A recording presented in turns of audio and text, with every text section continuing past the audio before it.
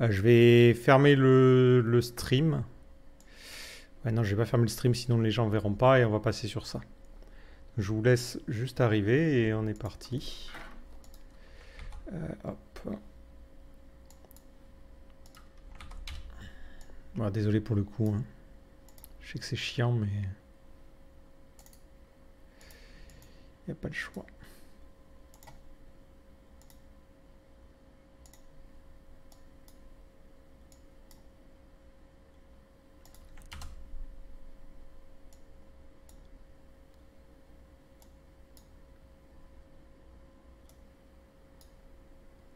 Ah, ok, donc on peut sauvegarder les vidéos précédentes, c'est cool. Hop. Alors tu vas dans Channel, qu'est-ce qu'il m'a dit? Tu vas dans Préférences, Panel, Chaîne et sauvegarder les streams préférés. À la limite, ouais, ben, je vais faire ça, comme ça permettra à tout le monde de la consulter. Je vais juste couper parce que bon, le début là est tellement anarchique que ça sera pas du tout intéressant. Du coup, pour ce live, je voulais parler un petit peu de l'avancée de la nouvelle maquette et montrer où j'en étais et un petit peu avoir votre avis aussi sur les petites évolutions que l'on a faites. Alors juste, je vais dans les paramètres. Panel channel, stocker les diffusions précédentes. Panel channel. Ah, c'est dans la partie settings.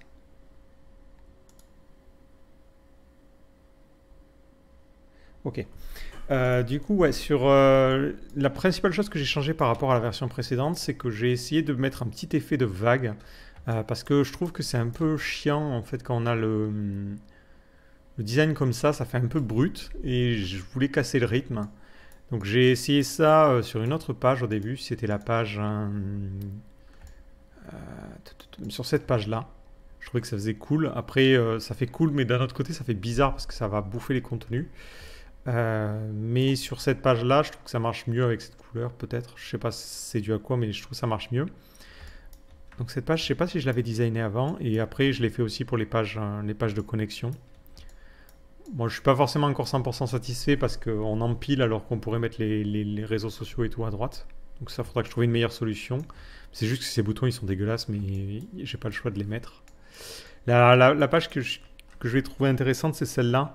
Je me suis dit que ce serait intéressant de faire des séries de vidéos où je parle juste de ce qu'est une technologie. Et comme ça, on aurait une sorte de glossaire pour les différents termes techniques qui sont employés dans le reste du site, en fait. Donc, typiquement, avoir une vidéo qui explique qu'est-ce que c'est qu'un ORM, qu'est-ce que c'est que le server-side rendering, qu'est-ce que c'est que Nuxt, à quoi ça sert, qu'est-ce que c'est que React. Et donc, vraiment avoir des vidéos de surface qui expliquent les différents concepts et qu'on puisse consulter pour juste comprendre un principe sans forcément se taper 1h30 de vidéo, quoi. Donc ça c'est la nouvelle page. La page cursus, je suis plutôt satisfait. À voir ce que ça donne après dans la pratique, parce que le souci c'est que ça risque d'être un petit peu light sur certaines formations, et j'ai peur que tout le contenu soit balancé sur la gauche en fait. Comme c'est le cas ici en fait. Quand on aura peu de chapitres, ils vont se situer un peu trop sur la gauche. Donc voir l'équilibrage de cette page-là. Mais en tout cas en termes de design, je suis satisfait. Ce sera des pages qui vont permettre de grouper des formations et de proposer un cursus particulier dans un objectif particulier. Petit changement qu'il y a eu aussi par rapport à l'ancienne version, donc celle du précédent live, c'est que j'ai mis une petite, il y avait une petite bordure que je trouvais sympa et finalement ça alourdissait les choses. Donc je remercie Félix qui m'a proposé de l'enlever et ça respire beaucoup mieux. Donc je trouve que les cartes maintenant elles sont pas mal. Et ben, récemment j'étais en train de travailler sur la home. Alors la home je sais pas trop quoi mettre. Je regarde un peu ce que font d'autres sites comme Udemy, Laracast, Symphonicast et autres. Au final, sur la home, je vais mettre les derniers contenus, mais il n'y a pas des manières hyper originales de les présenter, c'est le souci, quoi. Après, ouais, pour la recherche, par contre, ça sera la recherche que dans le glossaire. La personne qui me dit la recherche, elle est mieux, elle sera plus visible. Hop. Ça sera vraiment là, mais je pense que je vais reprendre ce concept hein, et la remettre dans d'autres parties. Mais là, pour le coup, elle ne rechercherait que dans le glossaire. Elle ne rechercherait pas sur le reste du site. À voir si c'est clair ou pas, quoi. Voilà, alors, hop. Juste, j'ai une pensée à un truc. Il dit que je joue à quoi, Twitch, du coup?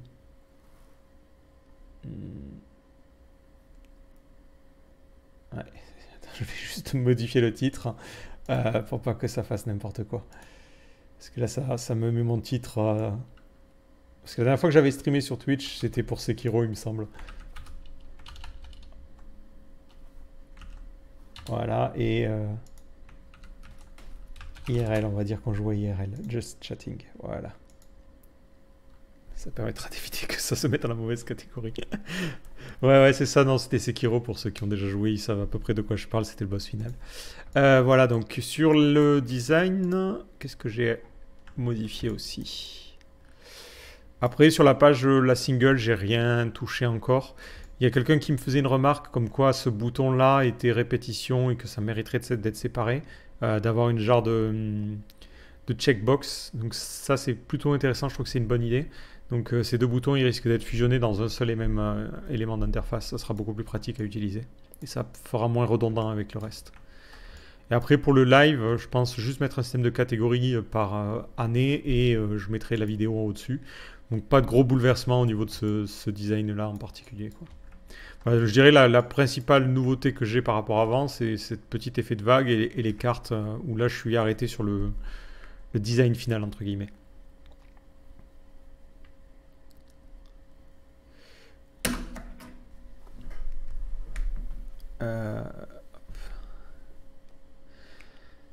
Voilà, donc malheureusement, c'est vrai qu'en ce moment, j'ai pas mal de demandes avec les clients avec lesquels je travaille, donc j'ai pas eu autant de temps que ce que je voudrais pour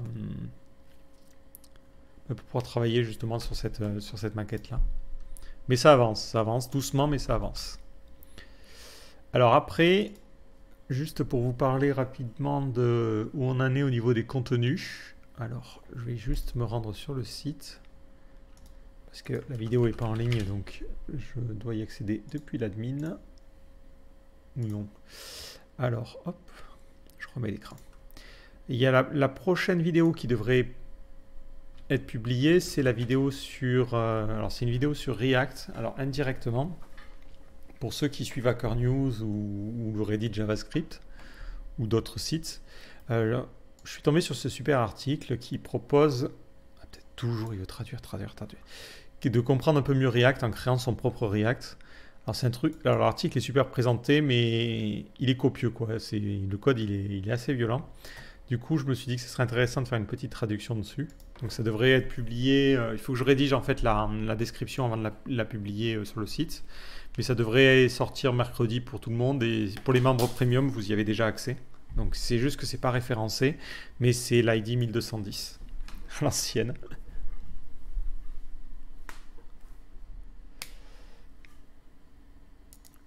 Donc ça va commencer, je dirais, une série de vidéos sur React.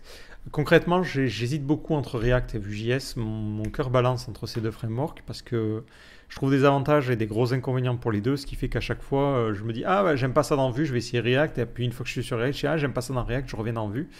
Vue.js, je pense qu'on l'a déjà pas mal traité dans les formations. Du coup,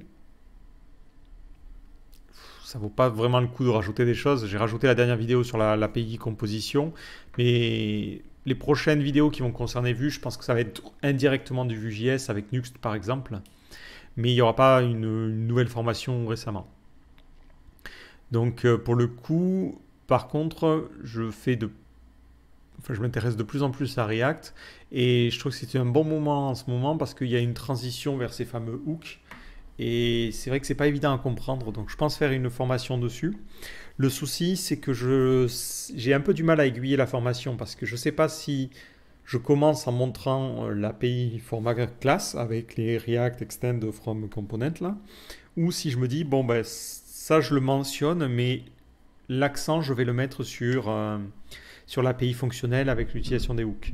Le problème, c'est que j'ai l'impression que pour justifier ou expliquer certains concepts de hooks, notamment les use callback ou les use memo, ils sont hyper techniques.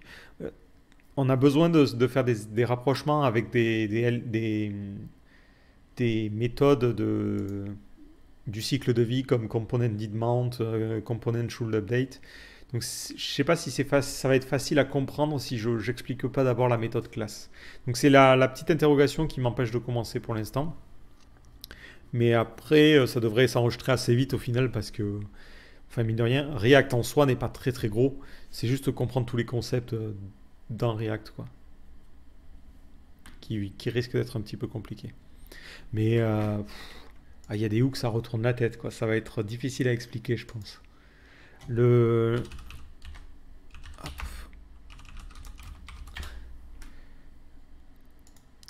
Genre, le use state, il est très simple. Je pense que ça va pas être compliqué. Le use effect, il est un peu plus compliqué, mais ça devrait pas poser de problème. Le use context, par contre, ça va être le boss final, quoi. Le use context à expliquer, ça va être méga galère, quoi. Le use reducer, bah, c'est un use state, donc ça devrait aller. Use callback aussi. Use memo, pareil, ça va être hyper chiant à expliquer. Use ref, ça devrait aller. Et après, ceux-là, je les ai jamais encore utilisés, donc ça devrait passer, quoi. Puis tu passes très rapidement sur du fonctionnel. Ouais, l'idée, en fait, c'était de me dire, je présente le fonctionnement d'un composant en me basant sur cette structure-là, l'ancienne structure, entre guillemets. J'explique ensuite les hooks, enfin les méthodes du cycle de vie, component demand, component should update, et ce genre de hook. Et après, je bascule sur la nouvelle version pour expliquer les choses. Alors pour ceux qui me conseillent d'autres vidéos à regarder, j'aime pas trop regarder les tutoriels d'autres personnes parce que après je vais trop me calquer sur ce qu'ils font et j'aime bien essayer enfin, j'aimerais vraiment proposer une approche qui est différente en me disant qu'est-ce que moi j'aimerais bien qu'on m'explique sur React. Donc pour le coup, je le fais volontairement sans regarder d'autres vidéos pour éviter d'être trop inspiré et que ça fasse un clone d'un autre type, quoi.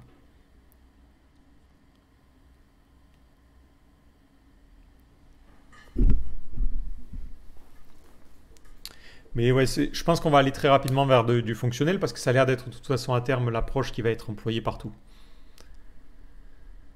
Alors pour la personne qui demandait, est-ce que je vais refaire des live coding? Donc j'avais fait un live coding dimanche dernier, c'est ça? Sur un module. Alors que je le retrouve. GitHub Graphic Art.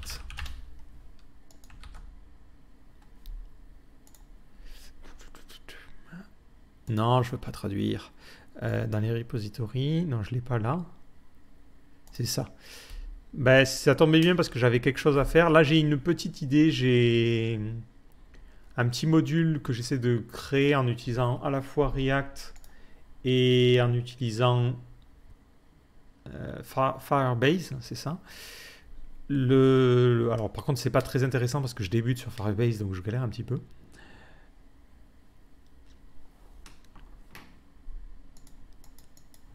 Mais peut-être je vais streamer ça. Franchement, j'exclus pas de le faire. Je trouvais ça intéressant. Mais c'est juste que de temps en temps, je suis coupé par un client, même le week-end. Et ça fait que je bascule. Donc la dernière fois, ça tombait bien parce que j'avais vraiment 3 heures devant moi. Mais ça risque de réarriver et ça sera sûrement un petit live coding sur du React pour le coup.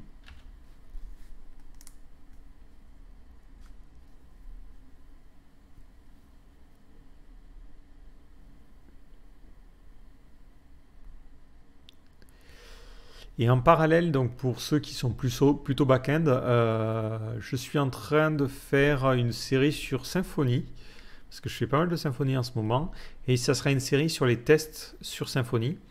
Donc l'idée, c'est parce que je me suis rendu compte que beaucoup de gens vous disent ah ben faut tester, faut tester, faut tester, et dès que vous essayez de tester certains composants, vous réalisez que c'est hyper compliqué. Du coup, l'idée c'est d'avoir une... Alors je vais vous montrer ça.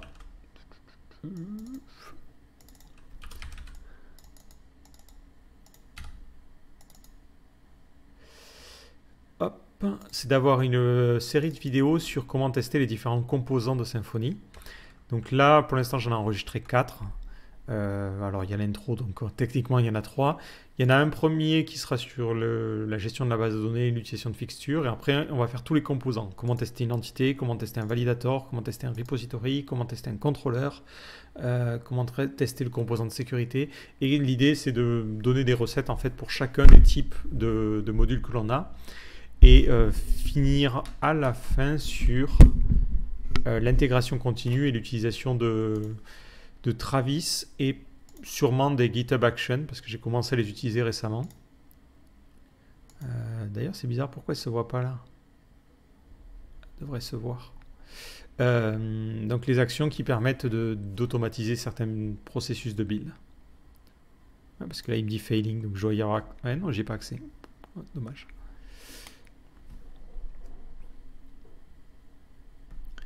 Donc les vidéos sur Symfony, elles devraient sortir pour les premiums.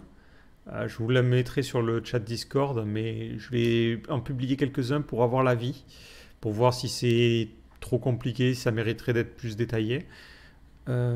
Sachant que en fait, le souci, c'est que quand je l'ai monté, je me suis rendu compte que je saute un peu du coq à l'âne et je n'explique pas PHP Unit. Donc, parce que je me dis que les gens qui font des tests unitaires sur Symfony connaissent déjà PHP Unit et ce qui leur pose problème, c'est comment utiliser PHP Unit avec Symfony. Donc, à voir suivant les retours, parce que ça m'obligera à réenregistrer une vidéo avant les autres pour expliquer comment fonctionne PHP Unit de manière générale avant de faire la partie Symfony, quoi.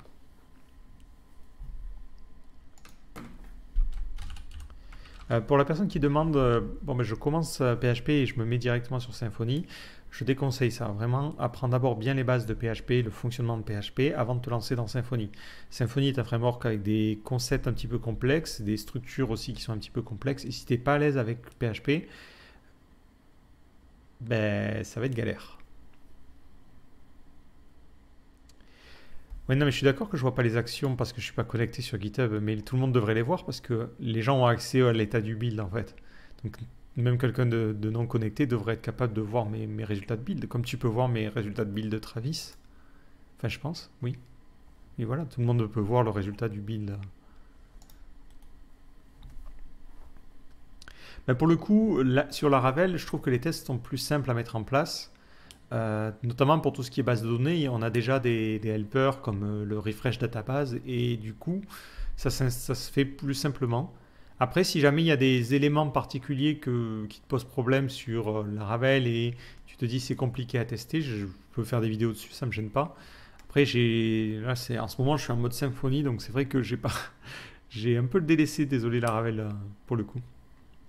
D'ailleurs, ça me fait penser que quelqu'un m'a dit il y avait Cake PHP 4 qui sortait. C'est la semaine des frameworks PHP, quoi. Entre Cake PHP et Symfony 5, tout le monde sort sa nouvelle version. Ce truc de traduction, je te jure, j'ai envie de l'empaffer.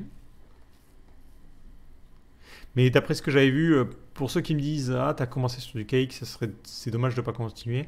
Le principal souci que j'avais avec Cake, c'est qu'il n'utilise pas de l'injection de dépendance et cette version 4 avait l'air de suivre un petit peu ce que faisait la version 3. Donc j'ai pas forcément rejeté un œil dessus à cause de ça. Ce que j'ai fait, c'est que je suis allé dans la doc. Hop. J'ai mis la version 4. Alors peut-être la doc n'est pas écrite, c'est tout à fait possible. D'ailleurs c'est toujours rigolo de se dire que KickPHP a la meilleure doc française de tous les frameworks. Mais globalement, j'avais regardé la partie Getting Started. Voilà, c'était là, je crois. Ou là. Je sais plus. Non, je crois que c'était dans un contrôleur. Et en fait, j'ai vu un load component et je me suis dit, ah, c'est comme avant, c'est chiant. Donc c'est ça qui m'a complètement refroidi direct.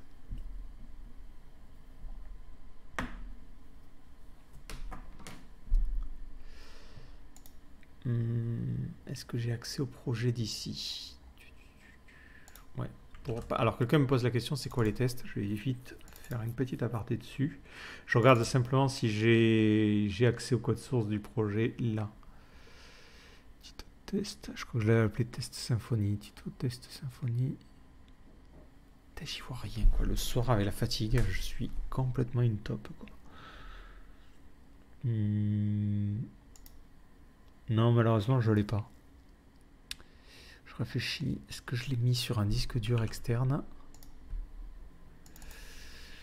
Bingo. Et voilà, j'ai ouvert un zip sur un dépôt distant et ça plante tout.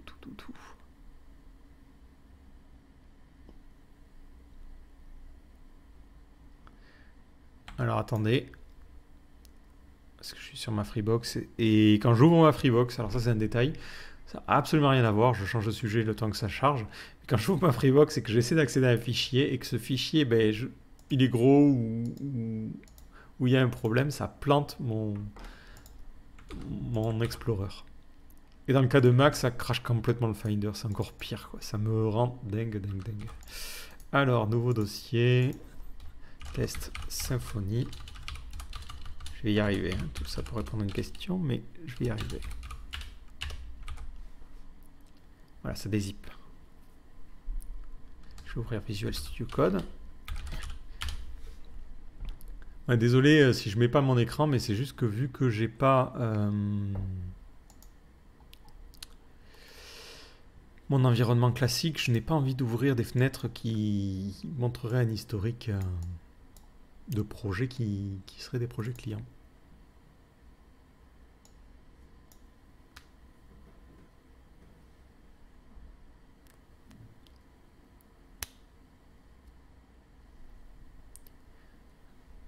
Bon, 78%, 80%.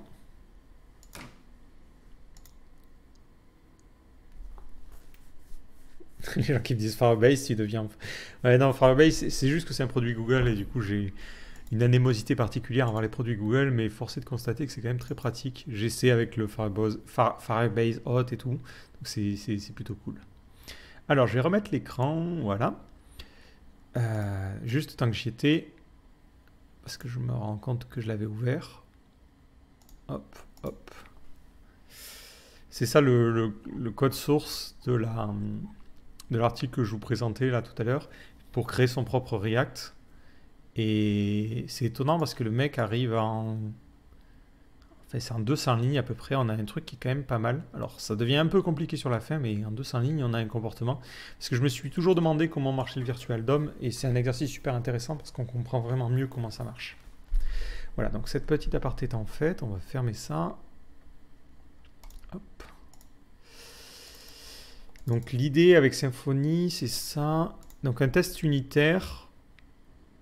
Genre celui-là, c'est un bon test unitaire.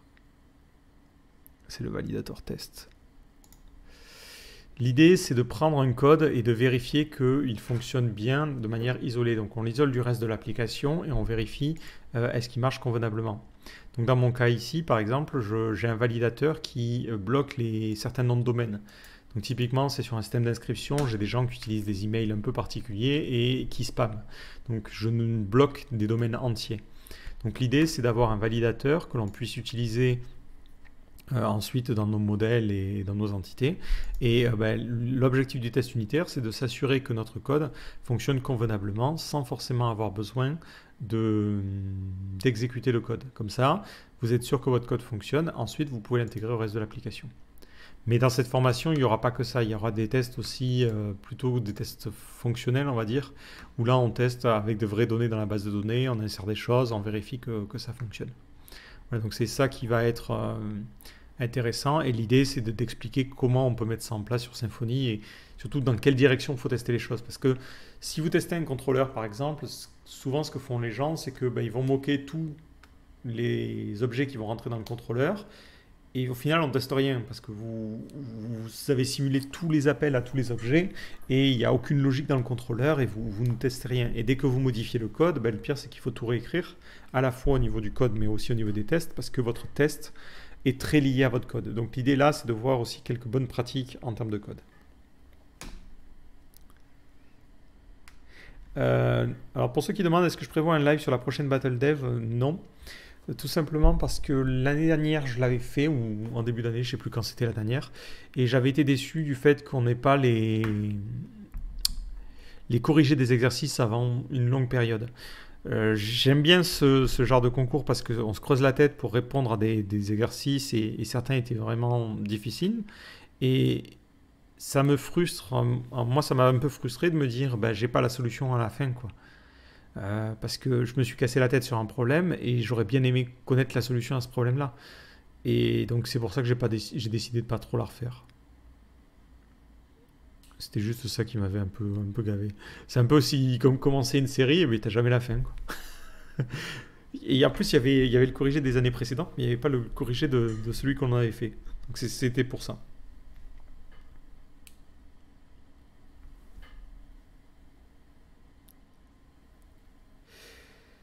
Quel plugin j'utilise pour VS Code? Je sais pas trop parce que je suis sur Windows là, pour être honnête, hein. Mais à mon avis, la typo. Attends, est-ce que.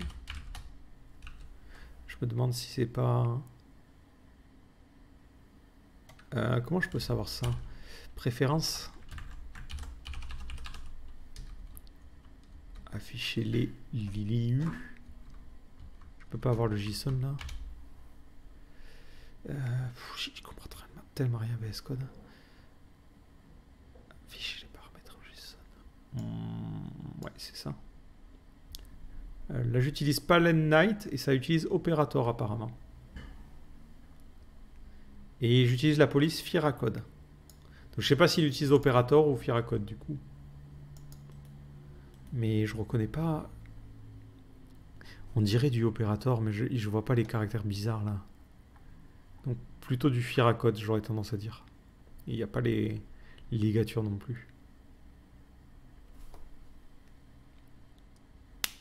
Donc après, s'il y a quelqu'un qui organise la Battle Dev et qui m'entend, voilà, c'est la seule chose qu'il faut mettre en place pour que je refasse des lives dessus. Pour la personne qui me demande où est le raton laveur, alors là, il y a un genre de... comment on appelle ça? Je sais plus quoi, mais le raton laveur, il est ici. Hop, là. Il a juste bougé. Non, mais c'est pas ce que je regardais en fait pour la police. En fait, je me demandais si c'était opérateur ou Firacode. Effectivement, j'ai pas les ligatures ici. On pourrait l'activer, mais je les ai normalement sur. J'utilise vraiment pas souvent cet éditeur. Ligature.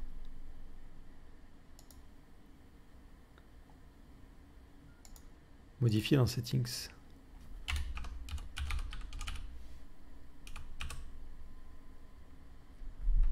Ouais, mais si tu... Ouais, la flemme de chercher la traduction.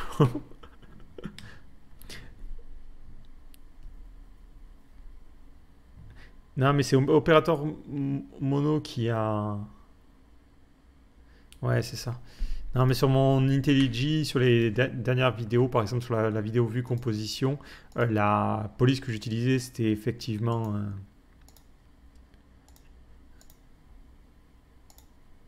Ça, c'est du opérateur mono. Ça se reconnaît facilement. C'est juste que là, je suis sur Windows, sur un VS Code que j'ai pas ouvert depuis longtemps. Du coup, je me demandais qu'est-ce que j'avais comme configuration. Mais je pense que c'est du Firacode et sans la ligature. Voilà, pour ceux qui demandaient. Non, mais pourtant, elle est activée. Bref. Opérateur mono, c'est le comics sans MS des polices, quoi. Tout le monde la reconnaît instantanément, quoi. Mais j'aime bien, j'aime bien. Après, c'est vrai qu'au début, je faisais un effort, je désactivais la ligature pour les tutos parce que je me disais, les gens, ils vont pas comprendre. Parce que quand il y a des symboles, c'est pas très clair, quoi. Et puis finalement, je me suis dit, bon, fuck it, j'ai la flemme de changer de police entre chaque tuto. Et j'aime bien ça. Si on pourrait faire un sondage, je sais pas si sur Twitch, est-ce qu'on peut lancer des sondages ou faut avoir un bot ou un truc du genre, ouais, j'imagine.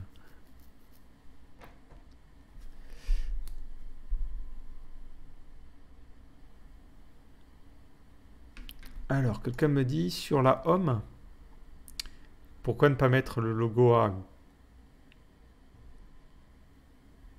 pas mettre le titre à droite du logo?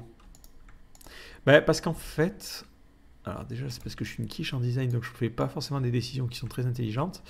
Et l'autre raison, c'est que je m'étais dit que j'allais jamais avoir la place. Parce que si je la mets là, et puis ça fait bizarre. Et il y avait déjà ce truc-là. Après, si tu es motivé et que tu veux essayer des dispositions, tu peux y aller. Mais là, la home, je réalise qu'elle est complètement pétée parce que ça, c'est censé être en gras. Mais ouais, non, je fais des essais, mais l'idée, c'est que ça mette plus en avant le logo de la technologie parce que ça sera pas forcément présenté sous forme de liste, mais je suis pas super attaché, quoi, à ça. Et sur Mixer, ils ont des sondages. On va faire, tu sais, comme les gros streamers, quoi. Le mec, il se dit, allez, on va passer chez la concurrence. Non, mais en vrai, c'est vrai que sinon, je live d'habitude sur YouTube, mais ça me déçoit un petit peu, là, je t'avouerai que le côté, ça plante. Je sais pas après s'il y a des services qui permettent de streamer sur toutes les plateformes à la fois. Enfin, non. Enfin, au moins 2 en cas de secours, comme ça. Pour récupérer la maquette, tu vas sur le GitHub de Graphicart. Et je crois que c'est graphicart.fr. Bingo, ça marche pas. Alors, tu vas sur le GitHub de Graphicart. Non, je veux toujours pas traduire. Repository. Et là, c'est graphicart.fr. Voilà. Et tu as un lien vers le fichier Figma, donc tu peux reprendre et faire des propositions.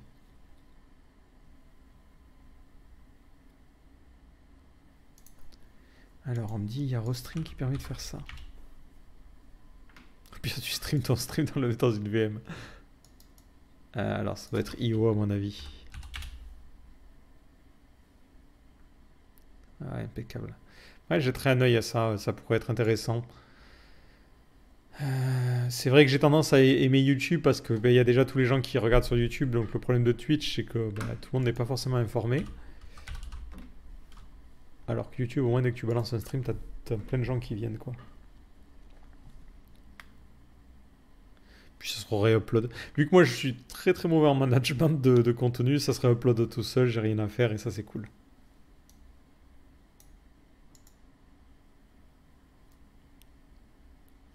Et ça gère les chats aussi, Restream là? Si c'est ça, c'est vraiment cool, quoi. Et ça coûte combien aussi?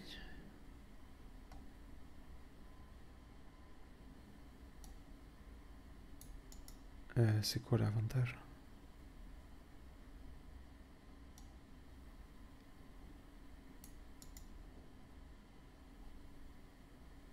C'est pas très clair. Hein, en tout cas, j'ai besoin de rien. Hein. Du coup, la personnelle, elle fonctionne très très bien. Ouais, et ça d'ailleurs, j'ai remarqué ça sur plein de sites. Au début, je voulais adopter ça. Pour présenter les derniers tutos sur la home, je m'étais dit j'allais faire comme ça. Et mettre... hop, hop, hop. Site. Et mettre... continuer à mettre des cartes sur les côtés, comme ils l'ont fait ici. Je me suis dit, punaise, mais tout le monde fait ça. Et je suis allé sur Laracast. Et il fait pareil. Donc je me suis dit, bon, on va éviter de faire ça, parce que tout le monde a eu la même idée. Non, je peux toujours pas traduire. Et... ah ben non, il le fait plus.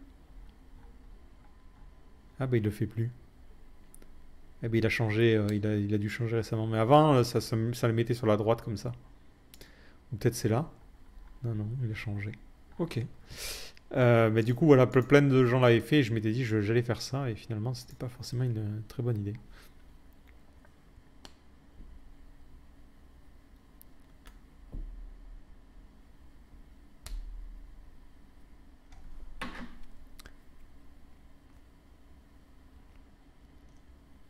Alors, quelqu'un aussi, et je vois que c'est une remarque qui revient assez souvent quand on parle de React ou de Symfony, c'est comment intégrer React ou Vue.js, peu importe, dans mon framework backend, que ce soit Symfony, Rails ou autre. Alors, ceux qui me posent cette question-là, ou si vous alliez me poser cette question-là, je veux bien avoir un contexte sur cette question-là. Qu'est-ce qui vous pose problème? Est-ce que vous avez une page entière et que vous avez envie de créer quelques composants React? C'est ça la problématique. Ou est-ce que c'est plus une problématique de j'ai compris comment séparer les choses, je vais faire mon API avec Symfony et je vais faire mon site avec React et je veux savoir comment mélanger les deux. Dans quel cas vous vous retrouvez plutôt? Parce que j'ai du mal à comprendre ce qui pose problème exactement lorsqu'on veut faire un mélange entre ces deux technos, quoi.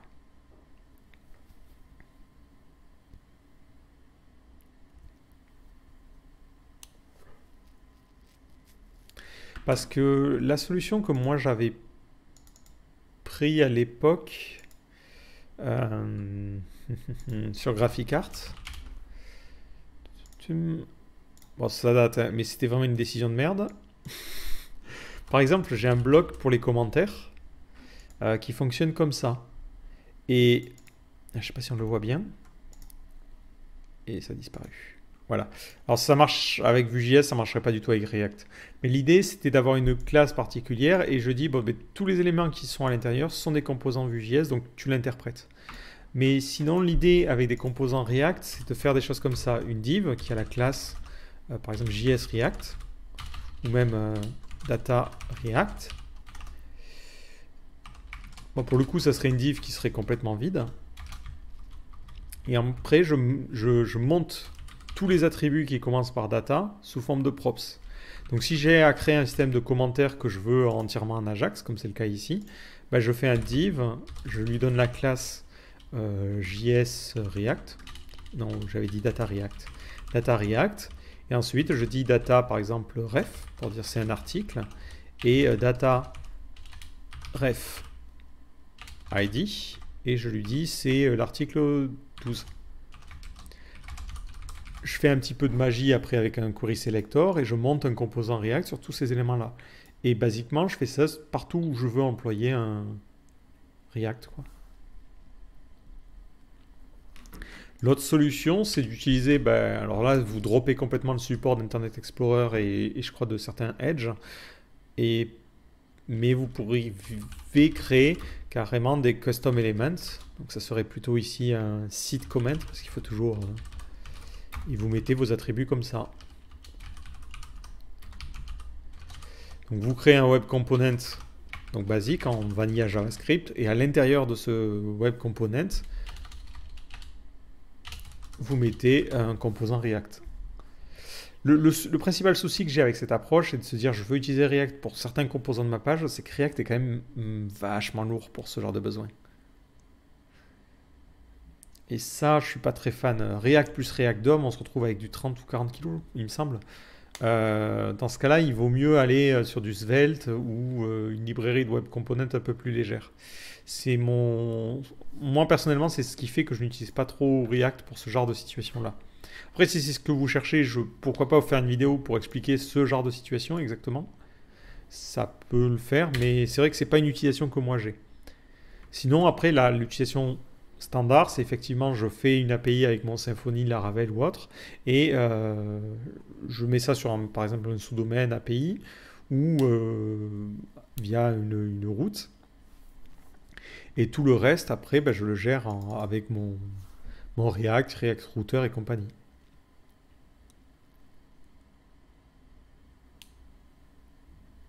Après, le drawback, donc l'inconvénient de cette technique, c'est que tous les composants que tu crées comme ça ne sont pas référencés. Moi, dans mon cas, les commentaires pour Google, quand il voit ma page, il fait bah non, ce commentaire-là, il n'existe pas. Il ne le voit pas passer, quoi. Alors moi, c'est intéressant parce que ça me permet de pas charger les commentaires pour rien, en fait. Quand tu charges une page, ça ne charge pas les commentaires. Et pour Google, il ne va pas référencer toutes les bêtises que certains postent dans les commentaires. Donc ça veut dire que s'il y a du spam par les bots et tout, ça ne sert à rien. C'est d'ailleurs pour ça que les bots spamment le forum et pas forcément trop les commentaires. Donc si tu veux l'aspect référencement derrière, c'est un peu plus compliqué, on va dire. Donc ça marche sur des composants type DatPicker et ce genre de choses. Mais comme je l'ai dit, j'ai tendance maintenant à plutôt partir sur du web component. Typiquement, c'est ce que j'expliquais avec ce que j'ai fait pendant le live. Maintenant, je me crée un composant, donc c'est typiquement ce que l'on a ici. Je crois que j'avais fait une petite démo. Elle est où? Elle est là. Ah, non, je ne veux toujours pas traduire la page. Hop.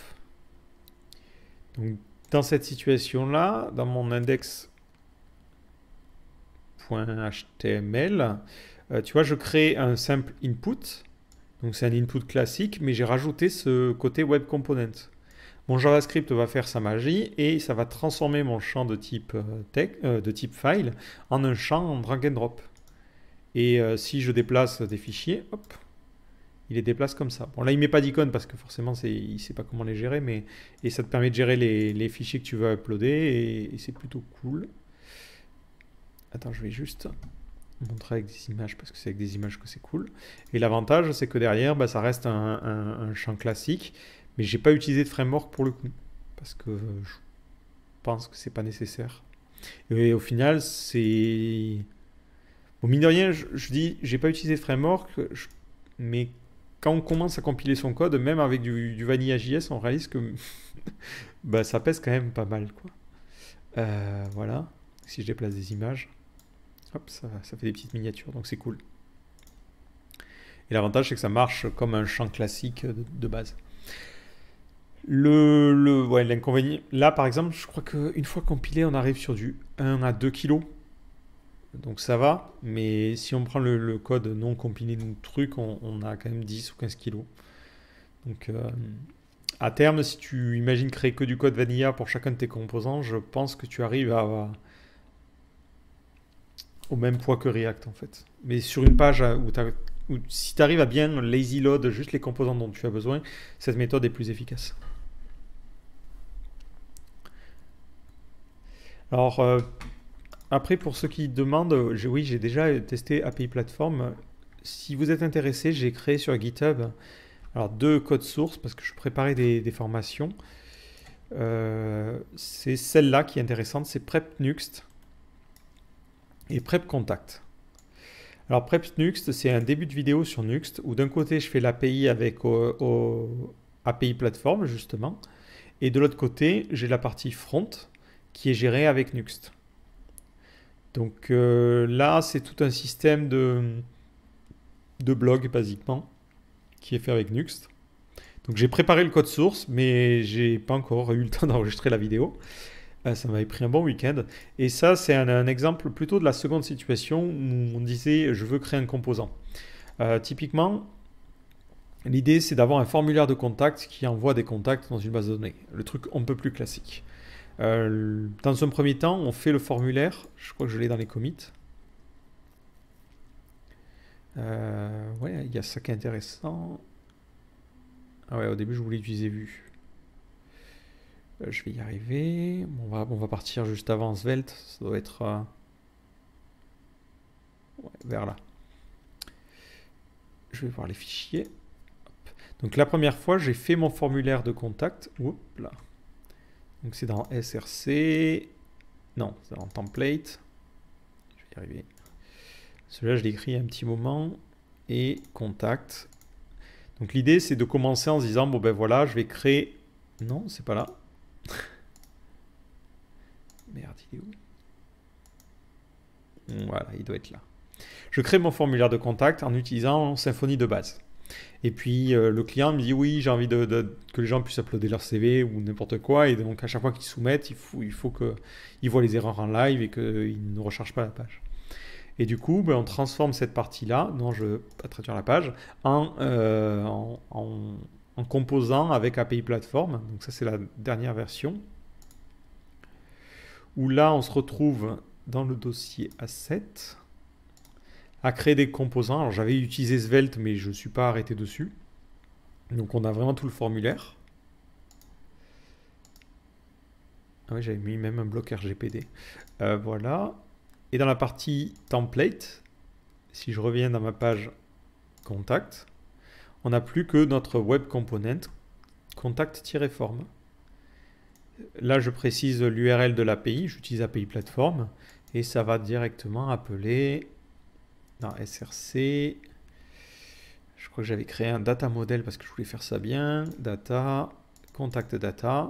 Et là, on a la notation. Pas du tout là. Où est-ce que j'ai foutu cette connerie de notation? Oui, non, c'est dans les entités. Ben, j'ai la notation pour API ressources et ça me fait une URL particulière pour poster les choses. Donc, pareil, c'est un tuto qui est préparé, mais j'ai pas eu le temps de l'enregistrer parce que je sais pas dans quelle direction ça va aller en fait.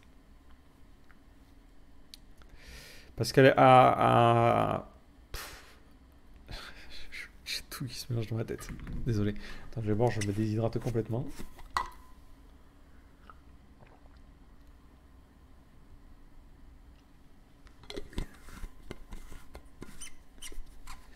En fait, c'était intégré dans un tuto, une idée de tuto plus large qui était comment créer un projet de A à Z, mais bien organisé.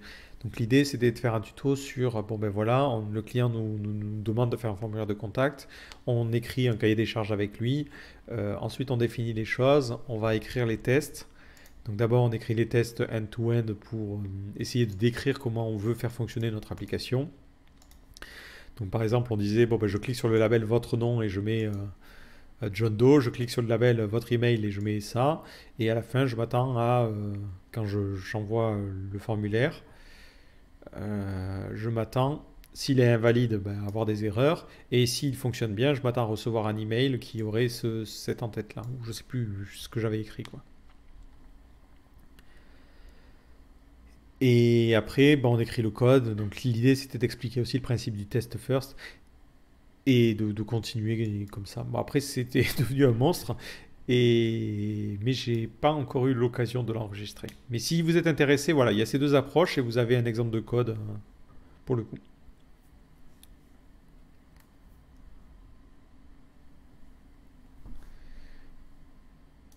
Alors, est-ce que tu utilises l'architecture hexagonale? Alors, moi, tous les termes techniques, je suis une quiche dessus, donc je sais pas du tout ce que ça désigne. Voilà, là, c'est écrit un tout petit.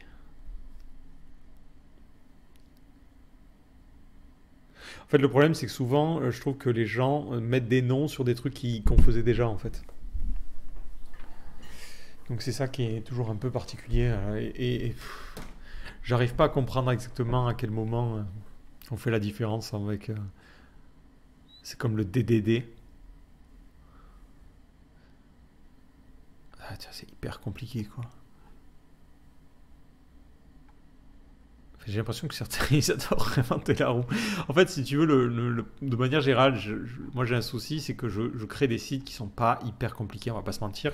Je suis pas sur une architecture où on a 27 personnes qui travaillent dessus et que le site, il a un trafic de malade et il a besoin d'être bien réparti, tout ça. En général, c'est un projet avec un seul dev et c'est moi. Et on n'a pas non plus une, enfin, on n'a pas de bénéfice à décomposer à ce point-là, quoi. Les projets que je livre, ils vont rarement dépasser l'année.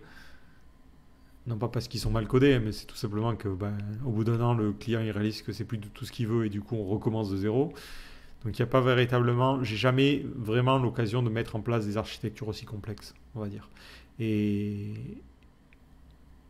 alors après, je n'ai pas lu en détail, hein. Je m'y intéresserai, mais il y a souvent que je vois des confs et je me dis, punaise, j'arrive même plus à comprendre c'est quoi l'objectif, quoi. Je dis pas que c'est inutile, hein, attention. Mais je dis que dans ma portée de projet, en tout cas, je pense que ça l'est.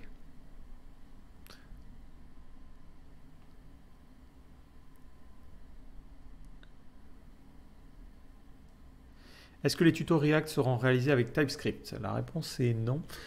J'ai peur de mélanger trop de choses si j'intègre TypeScript. J'aime bien TypeScript. D'ailleurs, le code que je vous ai montré tout à l'heure a été écrit entièrement en TypeScript.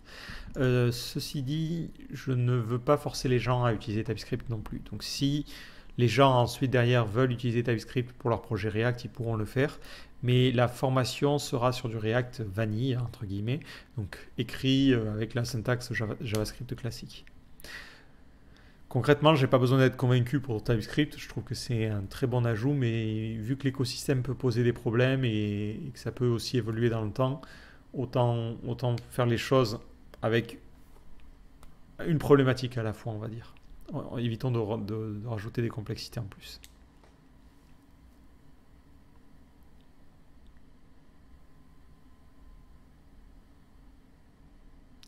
Alors, est-ce que tu vas utiliser Redux avec React? Alors, ça, c'est la grosse question. Alors, personnellement, il faut savoir que je n'aime pas forcément Redux. Mais encore une fois, c'est une question de portée. Parce que j'ai pas des projets où on a un state qui est très compliqué. Et récemment, avec l'utilisation, alors il y a quelqu'un, s'il suit cela, il va bien rigoler parce qu'on en a discuté toute la semaine. Mais basiquement, avec l'utilisation des contextes, on n'a plus trop besoin de. Alors, des choses. Alors, je vais essayer de vous montrer un exemple. Bon, ça ne sera pas forcément l'exemple le plus pertinent du siècle, hein, parce que c'est un truc que j'ai commencé à coder. Hop, juste pour tester. Ça, c'est le code Netflix, comme j'appelle. En fait, je regarde des séries de merde sur Netflix et j'ai mon PC portable sur les genoux et je fais des petits projets comme ça pour m'entraîner. Ok, donc il a décidé de me montrer aucun fichier. Ah, c'est embêtant ça. Alors attendez, je cherche mon code.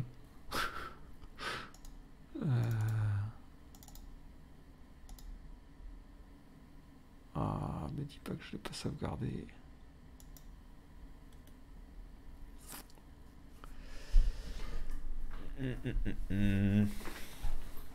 Je peux tâte à le faire en live parce que je me dis ça va être hyper compliqué direct. Bon,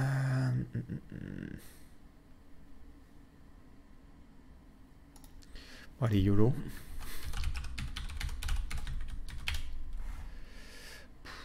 Est-ce que j'ai vraiment envie d'utiliser code sandbox hein, et de me galérer avec...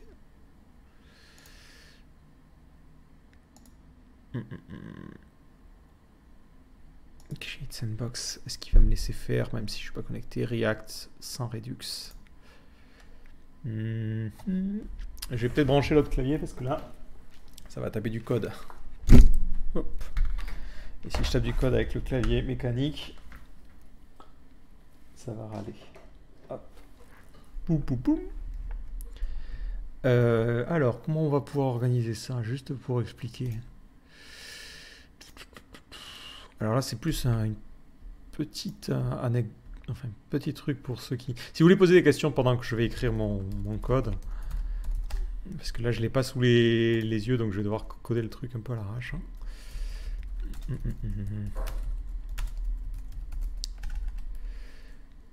On va l'appeler contexte. App contexte.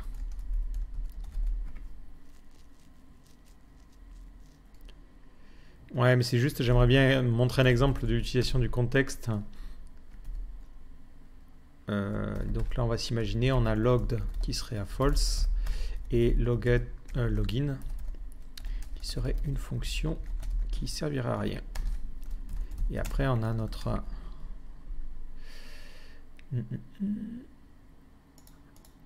Ça, on va l'exporter. Ça, c'est pour... Hop, on va exporter ça. Donc c'est le...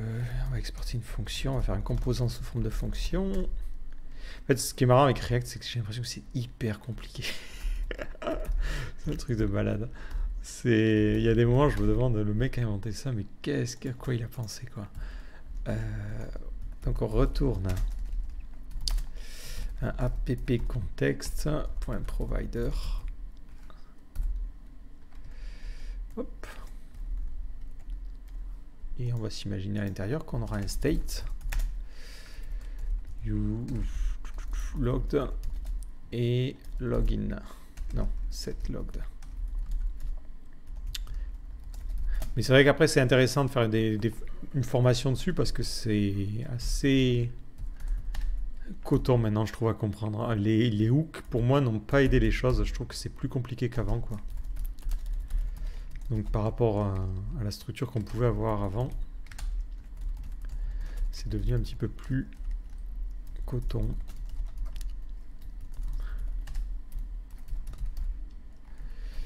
Et on va faire un console.log. Je fais de l'Ajax. Hop là. Et ensuite, on fait un value et on va y envoyer mon objet. Moi, je trouve les hooks plus faciles à comprendre.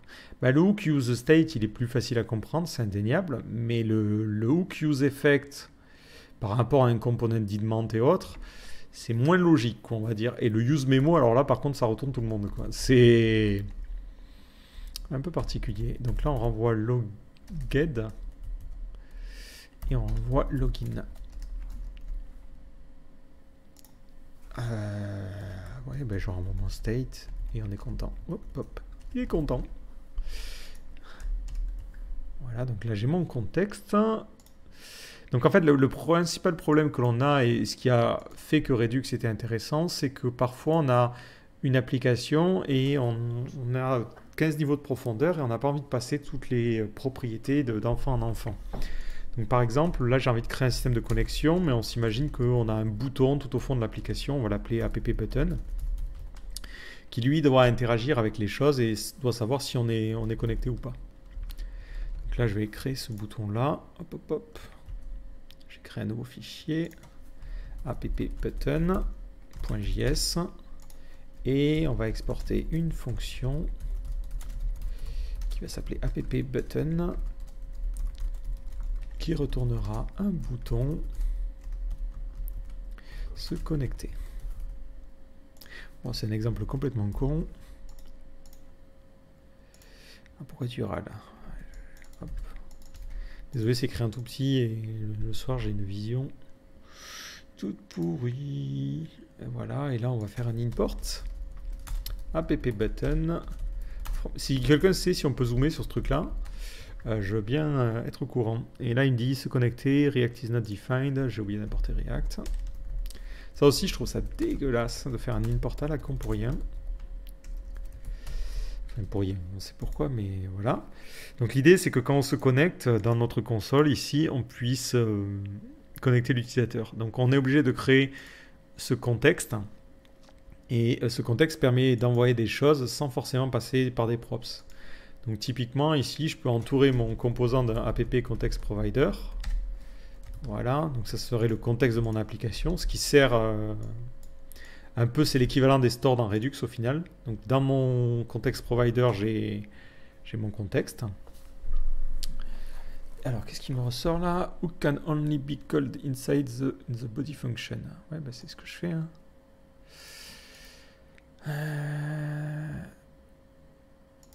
Qu'est-ce qui râle? Oui, hop, si je fais pas l'appel au children, on va pas y arriver. Hop. Et là, je lui passe children. Il devrait arrêter de râler comme ça.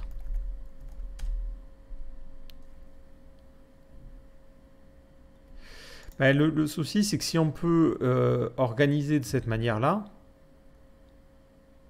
unexpected token. Ah oui, j'ai mis une accolade, c'est ça? Ouais.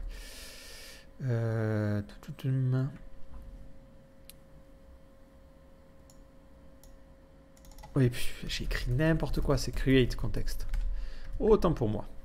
Donc là, comme ça, quand je clique sur se connecter, ben, il faudrait que mon parent, par exemple, soit au courant de l'état de connexion. Donc vu qu'on a le app context provider, tous les éléments enfants, par exemple, on aurait ici un dashboard, on va l'appeler, peuvent, s'ils le souhaitent, mais ce n'est pas forcément nécessaire, récupérer des informations depuis le contexte. Donc si je crée par exemple un fichier, hop, il va se trouver dans SRC, qui va s'appeler dashboard.js. Je vais exporter par défaut une fonction dashboard. Quand tu n'as pas tes helpers, tu galères bien. Et là on return une div, hop, qui mettra hello suivi du nom de la personne ou qui dira juste si on est connecté. Et à cet endroit-là, je vais pouvoir importer mon dashboard. Et là, on a fini notre mise en situation. Donc effectivement, avant, tu aurais un store Redux que tu enverrais aux enfants et que tu récupérerais. Et j'ai oublié d'importer React, encore une fois. Hop. Et l'avantage, c'est que là, maintenant, on a créé notre contexte. Et le contexte va permettre de faire descendre, si on le souhaite, des éléments. Donc ce que peut faire ce dashboard, c'est dire, ah ben moi j'ai besoin du contexte que tu as envoyé grâce au context provider qui est dans le parent, ici, et du coup je peux faire un const store, donc ce serait l'équivalent du store Redux, égale use context, et je lui demande d'utiliser mon contexte app context. À l'intérieur de mon hello, plutôt que d'afficher hello, je vais afficher un json.stringify de store. Voilà, et là, on va avoir notre état de notre store en fait. Donc ici, je pourrais me dire, bon, ben, je récupère que l'état de connexion, je n'ai pas besoin des autres éléments, et j'affiche l'état de connexion. Je vais mettre, si tu es connecté, connecté, et si tu n'es pas connecté, je mettrai pas connecté. Ça, c'est de la feature, quoi. Maintenant, dans mon app button, je peux lui dire pareil, je veux récupérer depuis mon store juste la méthode login. Et je vais la récupérer depuis mon useContext, app context. Ils sont tous liés parce qu'ils sont tous entourés en fait du context provider. Et dans le bouton, je vais lui dire quand tu cliques, je veux que tu appelles la méthode login. Et quand je me clique sur me connecter, ça me connecte. Donc là, on a reproduit l'équivalent de Redux comme ça. Et moi j'aime bien cette approche là parce que déjà je suis pas obligé d'utiliser ces conneries de reducer là qui me rendent dingo, et je peux me créer juste un petit store simple avec quelques méthodes qui vont m'aider. Là on peut s'imaginer qu'on fait de l'Ajax avec moi ce que je fais c'est que je me connecte avec Firebase, donc je me connecte avec Firebase et ça change le statut et tout le monde sait si on est connecté ou pas. Donc je pense, ouais, voilà, je sais plus si Redux est vraiment intéressant aujourd'hui via cette méthode-là. Sachant que si tu es plutôt quelqu'un qui préfère les reducers et l'appel aux actions avec le type, le dispatch et tout, plutôt que de faire un use state, tu fais un use reducer et tu te reproduis la même logique qu'avant, il n'y a aucun souci, quoi.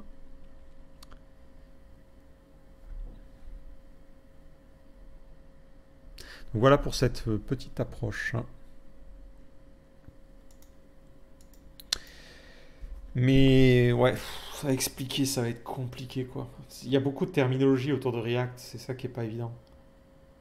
Les hooks, les states, les contextes, le provider, le... Je sais plus comment ça s'appelait quand quelqu'un s'inscrit à un contexte. Je crois que c'était subscriber, non, je sais plus. React, contexte.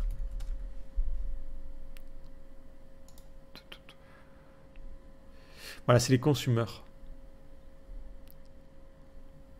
Bah, tu as besoin quand même du... D'après ma compréhension, hein, je peux me tromper, mais tu as toujours besoin... J'ai déjà perdu l'anglais. Pour moi, du provider. Si je retire le provider de mon équation ici... hop. Si j'enlève le provider, tous les éléments ne sont plus connectés à mon sort de store. Ils n'ont plus accès.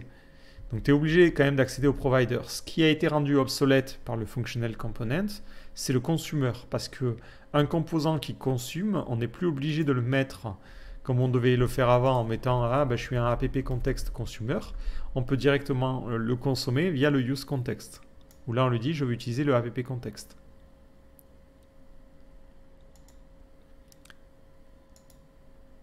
Donc c'est ça pour moi la différence. Mais comme je le vois, j'ai pas vu de hook qui permettent de se séparer de ce truc-là.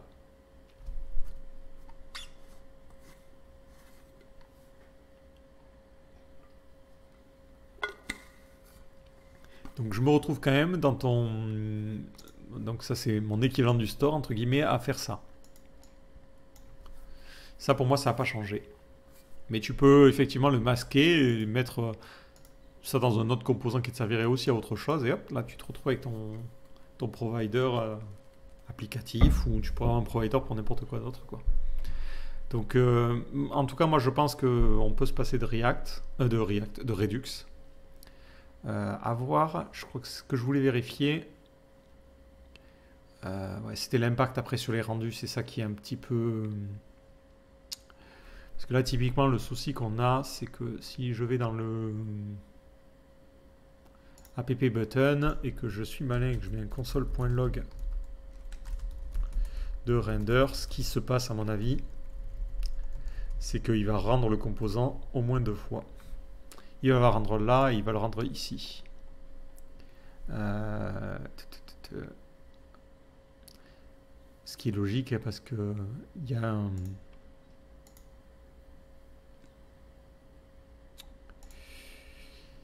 Il y a un changement de contexte et du coup, ben, quand il y a un changement de contexte, ça veut dire que le parent, il est au courant et que du coup, il relègue ça aux enfants.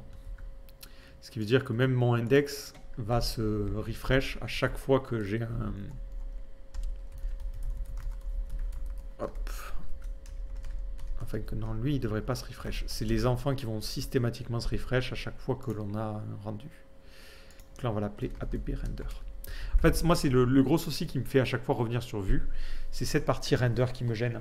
C'est de me dire qu'à chaque fois qu'il se passe un truc, que mon state change, tous mes sous-composants sont re-rendus.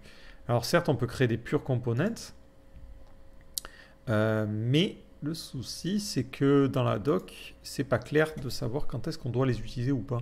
Parce qu'ils vous disent, bah non, on rendait pas tout pur en fait. Parce que j'aurais eu tendance à... Ah, c'était ça.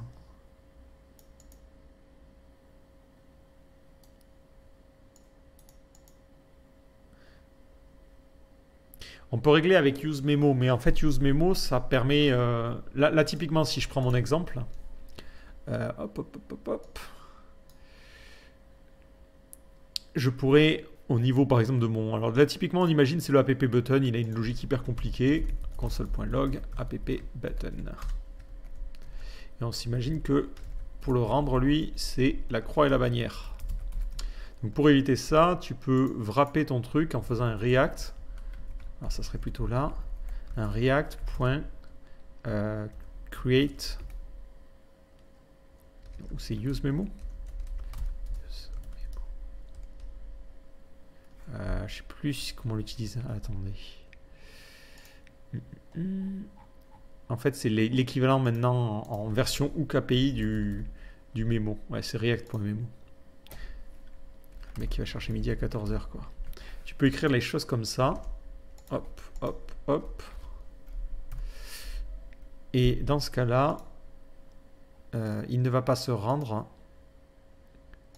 Sous quelles conditions? Je me suis perdu là. Désolé.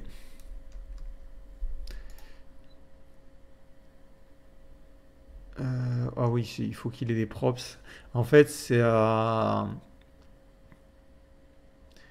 Voilà, typiquement, c'est un composant qui... Ouais, il a besoin de récupérer si le login change, en fait. C'est ça le vrai souci. Non, je pense que tu pourrais remédier au souci d'une autre manière, mais c'est pas forcément la bonne approche. C'est ce que je voulais dire. Hop. App button. Idéalement, ce qu'il faudrait faire aussi, c'est au niveau du app contexte ici, faire attention à lui dire que login ne change que si loged a changé. Après, c'est tout un enchevêtrement et je trouve que c'est ça qui est un peu compliqué à gérer et que l'on a gratuitement sur Vue.js. C'est que Vue.js gère convenablement qu'est-ce qu'il doit rendre, quoi. Oui, mais si je passe login au props, ça casse complètement le principe même du... Enfin, ce que j'essaie de montrer là du contexte.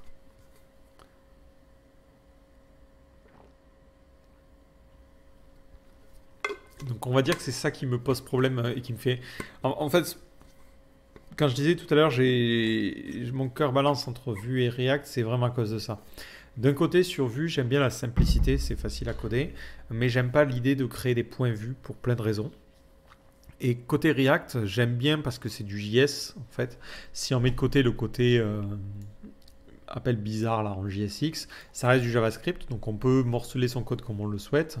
Mais le gros inconvénient, c'est que si on fait pas gaffe, on réalise très rapidement qu'en termes de performance, c'est complètement pourri en fait. Parce qu'il y a beaucoup de choses qui sont optimisées dans d'autres frameworks qui sont laissées à l'utilisateur. Donc typiquement, si vous avez une racine et vous faites un set state sur une racine, tous les enfants vont être rendus systématiquement. Donc si vous avez un truc qui s'incrémente toutes les secondes, ça peut être assez coûteux. Et c'est ça qui est un peu particulier.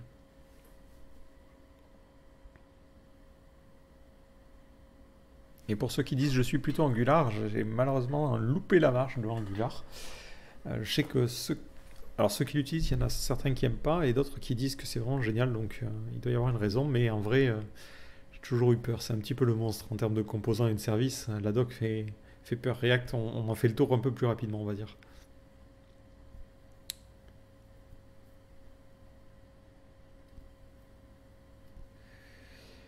L'idée, ouais, c'est de parler dans la formation React, ce sera de parler individuellement de chaque composant avec des cas concrets. Pour le coup, ça va être un peu la redite par rapport à ce qui est dans la documentation, mais avec plus de retour sur expérience, sur le fonctionnement et certaines petites subtilités. Parce que, mais vraiment, la doc est super bien foutue.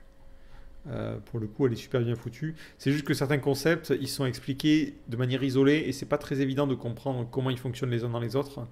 Et si mes souvenirs sont bons, est-ce qu'elle n'est pas en français aussi? Elle est en français. Hop, hop. Pour ceux que ça intéresse, elle a l'avantage d'être entièrement traduite en français. Mais après, c'est vrai que c'est le méchant Facebook qui crée ça. C'est toujours la problématique. Et non, en fait, vu que j'ai des petits, pour ceux qui demandent est-ce que j'utilise Redux et autres, ben, vu que j'ai des petits composants et j'ai rarement une grosse application lourde, j'ai pas encore exploré tous ces patterns-là. Moi, j'utilise plutôt pour des petits trucs et je m'en sors assez bien avec juste le contexte, pour l'instant en tout cas. Pour ce qui est de Svelte, j'ai un peu le même problème qu'avec Vue. Je vais m'expliquer. Si je retrouve le code. Non, non. Bon, hop, laissez-moi juste rechercher mon truc. C'était prep Nuxt, prep contact. Le souci que j'ai avec Svelte, il est le même qu'avec Vue, c'est qu'il faut un outil pour convertir le code et que cet outil fait des transformations qui sont importantes. Ce que je veux dire par là, c'est que si demain Svelte fait une mise à jour et que l'ancienne version de Svelte est abandonnée, convertir mon code Svelte va être quasi impossible. Je suis obligé d'utiliser un outil pour que mon code soit converti. Dans le cadre de React, on va me dire ouais mais c'est un peu la même chose. Non, parce qu'au final, la seule chose qui est convertie, c'est le JSX. Donc cette conversion-là, elle n'est pas propre à React et il y a plein d'autres librairies qui utilisent la même syntaxe. Donc cette syntaxe-là, j'ai plutôt confiance dans le fait qu'elle restera. Et dans tous les cas, je sais comment convertir mon code en code fonctionnel. Et, et quand on utilise React, on utilise quelques fonctions et finalement notre JSX est converti en des appels en React.createElement. Donc si demain on n'a plus de loader pour charger le JSX, je peux toujours convertir mon code. Si demain je n'ai plus de loader pour du Svelte ou du Vue.js, je suis complètement foutu. Mon code ne peut pas être utilisé. Et c'est ça mon problème. Et j'ai eu ce souci-là avec un projet sur Vue.js 1. Ce projet-là, il ne peut plus être mélangé avec quoi que ce soit d'autre. Parce qu'il ne peut être compilé qu'avec le Vue Loader 1 qui fonctionne avec une version spécifique de Webpack et qui fonctionne avec une version spécifique de Node.js. Donc ce projet, il est complètement bloqué et freeze. Et c'est hyper compliqué. Dans le cadre de Svelte, c'est un peu la même problématique que j'ai. Je le trouve super bien foutu. Attention, là, à ce niveau-là, c'est hyper bien foutu. Mais il se base sur des conventions liées au langage, comme le fait qu'on mettra... on met des exports, ce qui est un peu bizarre, et on utilise une syntaxe un peu bizarre pour la partie template. Donc si on perd le Svelte Loader, on perd tout notre code. L'autre problème que j'ai, c'est que il y a des conventions de codage qui empêchent de structurer le code convenablement. Tout ce qui a trait au state doit être directement à la racine. Ce qui fait que dans certaines situations, on peut pas bien faire les choses. Mais après, si je mets de côté cette crainte du code avec une syntaxe alternative, Svelte est un super framework, quoi. Moi, j'adore créer des composants avec, c'est super, super méga pratique. Pour moi, il a le bon équilibre, mais c'est vrai que je reviens toujours à du React parce que je me dis, j'aime bien le fait que dans React, je puisse utiliser le JavaScript comme je le souhaite. J'ai pas d'obligation au niveau de comment je veux structurer mes choses. Si typiquement j'ai besoin d'un composant j'ai besoin d'un composant dans un composant, je peux à n'importe quel moment me faire, allez tiens, j'ai besoin d'une fonction juste pour ce truc-là, on va l'appeler TT, peu importe, et je return un petit bout d'HTML. Et je fais ma petite logique avec des paramètres que je pourrais lui passer.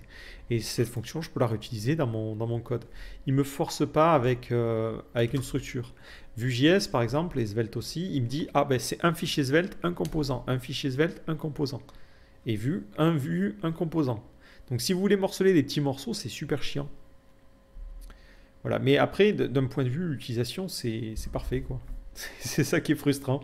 C'est que, mis à part ce reproche, j'ai pas trop de reproches à lui donner, quoi.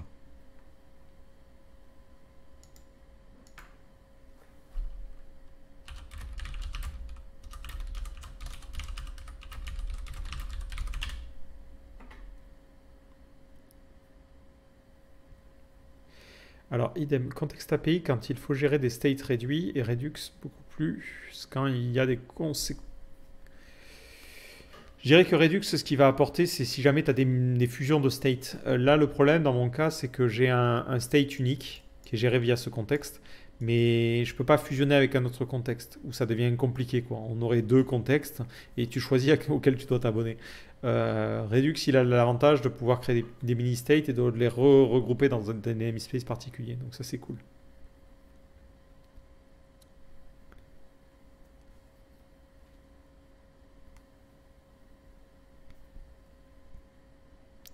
Il n'y a pas moyen d'implémenter uniquement la syntaxe JSX. One-click, tu demandes ça par rapport à quoi?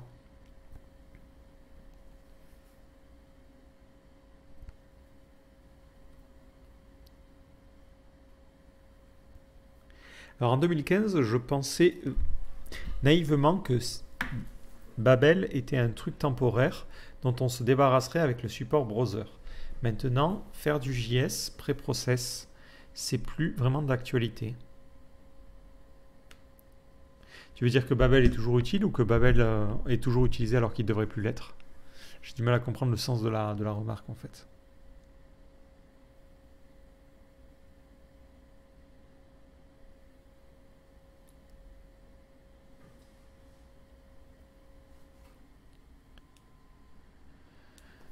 Euh...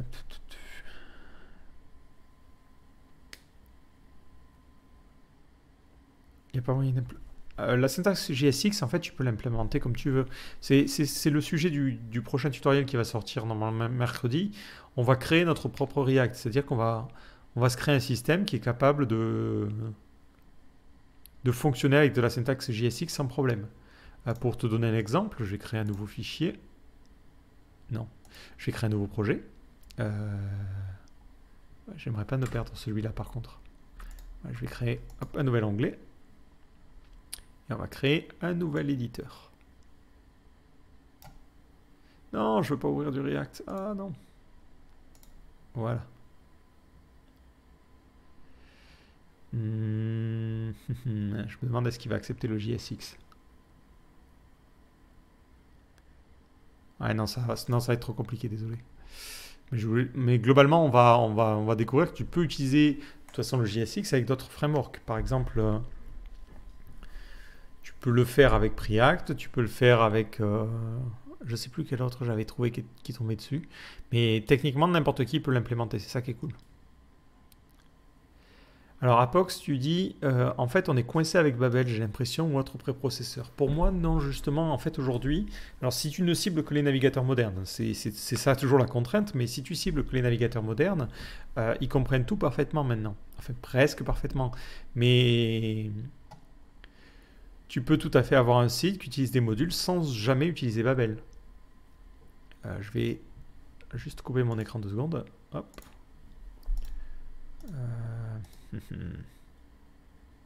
Tu vas en avoir besoin toujours pour le JSX. C'est le petit inconvénient. Et ça, je pense pas qu'un jour les navigateurs se disent tiens, on va supporter la syntaxe de React.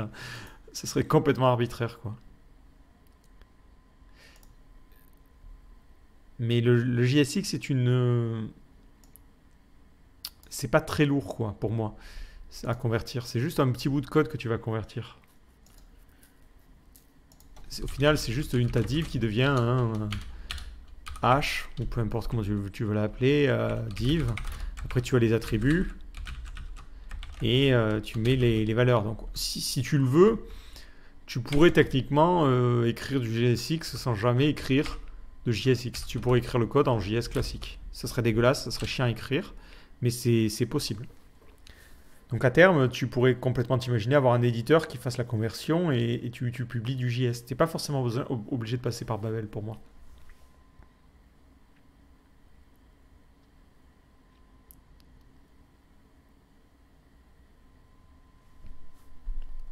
Hop.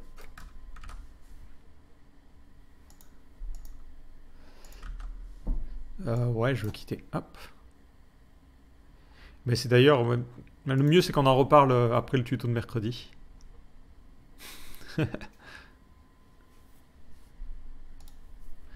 Pour la personne qui me demande, pour Hypario, tu me demandes, c'est l'autre reload ici. Là, c'est parce que je suis sur Code Sandbox, c'est un outil qui permet de tester du code et du coup, ça auto-reload dès qu'on fait des modifs. C'est un genre de JS Fiddle sous amphétamine.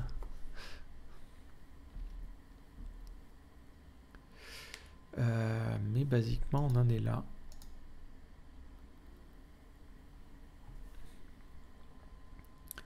Un Babel, moi je suis le premier à m'en débarrasser. Pour les projets récents, je fais des imports et je laisse le navigateur gérer les imports. Je supporte pas Babel, ça te détruit le code, quoi, tu le comprends pas. C'est ça qui est pénible. Pour te donner un exemple, moi j'ai créé ici le dernier projet que j'ai créé. Après, on est quasiment obligé de passer par un convertisseur, mais c'était en TypeScript. Et au final, j'ai publié le code. Non, c'est pas ici. Hop. Ouais, c'est là.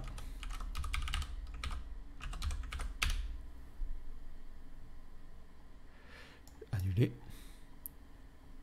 Bon, on va mettre de côté ce bordel là, mais tu vois le code que l'on voit ici, il est très proche du code original, donc il n'y a plus trop la... Le problème de moi que j'ai avec Babel, c'est qu'il te passe ton code à une telle moulinette que tu reconnais plus rien derrière, quoi. Euh, Surtout si tu vises des plus petits navigateurs. Mais après, rien ne t'empêche de toi coder avec la syntaxe classique et ne pas utiliser Babel. C'est vrai que quand tu importes des librairies, par contre, là, t'es plus emmerdé. En fait, le vrai souci qu'on a aujourd'hui, c'est que quand les gens publient du code en JavaScript, tu sais jamais sur quoi ça a été publié. Si je prends le cas de PHP, quelqu'un va publier une librairie sur Packagist, il va dire ma librairie, il faut PHP 7.1 et supérieur. Et c'est clair, c'est simple, c'est clair. Avec le JS, le mec qui publie son code, tu sais pas s'il a écrit en ES6, en ES Next, en ES7, en ES 2027, en ES32. Est-ce qu'il a utilisé des trucs qui n'existent pas ailleurs? Est-ce qu'il a ciblé du Node.js ou du navigateur? Est-ce que son code, il faut le passer dans une moulinette supplémentaire? Et c'est ça qui est très chiant. Alors, il y a Pika qui devrait sortir là, qui propose de remédier à ce problème-là, mais le vrai souci, moi, que j'ai aujourd'hui, c'est pas forcément sur le JS à proprement parler, mais c'est sur l'écosystème. C'est qu'il est hyper difficile de savoir quand je télécharge une librairie, qu'est-ce que j'ai comme code en fait. Est-ce que c'est du code que je peux faire fonctionner avec les navigateurs, ou est-ce que c'est du code que je dois passer en moulinette? Et c'est ça qui est pas évident. Mais là, pour le coup, c'était pour dire que basiquement, le code que tu vois, quand il est converti, il n'est pas converti totalement. C'est-à-dire que la classe, ça reste une classe. J'ai décidé de ne pas cibler des navigateurs qui étaient trop vieux non plus, quoi. Si on fait l'exemple, voilà, tu retrouves le même code. Il a rajouté quelques petits trucs. Et encore, ouais, pour gérer ça, par exemple, hop, il a créé un constructeur. C'est ce qui lui permet de mettre ça à false. Mais en dehors de ça, c'est la même. Après, c'est vrai que Babel a ouvert la boîte de Pandore, on va dire.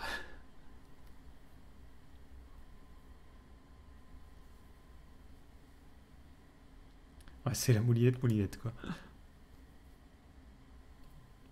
Merci aux gens qui me disent merci, ça fait toujours plaisir.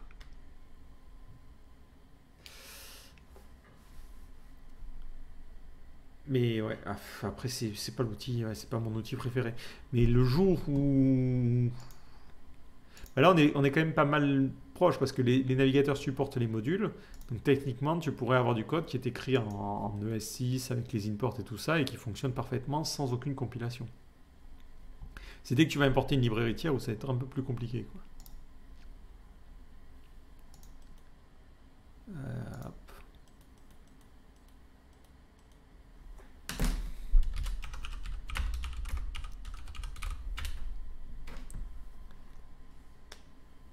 En fait, le problème, c'est que, oui, effectivement, c'était devenu. En fait, on s'était dit, voilà, il y a le standard de JS qui évolue, ce standard, il a l'air super, il nous apporte plein de nouvelles fonctionnalités, c'est cool. Donc, ce qu'on aimerait bien faire, c'est coder avec ce nouveau standard. Mais les navigateurs, ils disaient, ouais, mais moi, je suis pas à jour, quoi. Donc, tu peux pas coder avec ces trucs-là, tes nouveaux jouets. Et donc, nous, on s'était dit, en tant que dev, ah ben, on va coder quand même avec ces nouveaux jouets, hein. On va pas s'en priver. Et je viens de voir une faute d'orthographe qu'on m'avait déjà signalée. Donc je la corrige. Et du coup, Babel est né. L'idée, c'était juste de transpiler de l'ES6 en truc. Et le problème, c'est que maintenant, on s'est allé un peu trop dans le futur et les gens se sont dit, ah ouais, mais moi, je veux supporter cette fonctionnalité qui est même pas encore dans le standard. Elle a juste été à peine évoquée, mais je veux pouvoir l'utiliser, quoi. Je veux pouvoir faire un... D'ailleurs, est-ce que Chrome, il le supporte? Est-ce que si je fais app.p, il ne supporte pas. Mais genre, supporter l'opérateur nul comme en TypeScript. Ça, je veux pouvoir le faire dès aujourd'hui. Et du coup, c'est pour ça qu'on a ES Next. Et c'est devenu l'enfer parce que on ne sait plus exactement avec quoi tu codes, avec quelle version spécifique. Mais en même temps, même avec les navigateurs, c'est compliqué parce que quand on prend Chrome, par exemple, on ne sait pas vraiment avec... Enfin, Chrome, il va supporter un certain truc, mais Safari ne le supportera pas. Et c'est au sein même d'un même standard, donc c'est pas évident. Et malheureusement, je ne vois pas de solution à... La seule solution, c'est que les navigateurs compilent, enfin qu'on compile un truc. Et du coup, peu importe comment ton code est créé, tant que c'est compilé pour un truc que comprend le navigateur, tout le monde est content. Un peu comme faisait Flash en fait à un moment donné. Tu créais ton Flash en ActionScript 3, tu disais je veux compiler pour Flash 8, tant que le mec avait Flash 8, peu importe comment tu avais écrit ton code. Mais malgré ça, on avait des problèmes parce qu'il y avait des gens qui avaient Flash 7 et pas ceux qui avaient Flash 8. Du coup, ils ne pouvaient pas voir le truc. Donc c'est... Même quand on avait un truc qui était censé être à peu près cross-browser, c'était pas évident. Non, je voulais tester TypeScript. Ouais, c'est la nature même du fait de ne pas contrôler les modèles d'exécution ou les moteurs d'exécution qui font que ça pose un problème. C'est le fait de ne pas pouvoir savoir sur quoi va fonctionner ton code, quoi.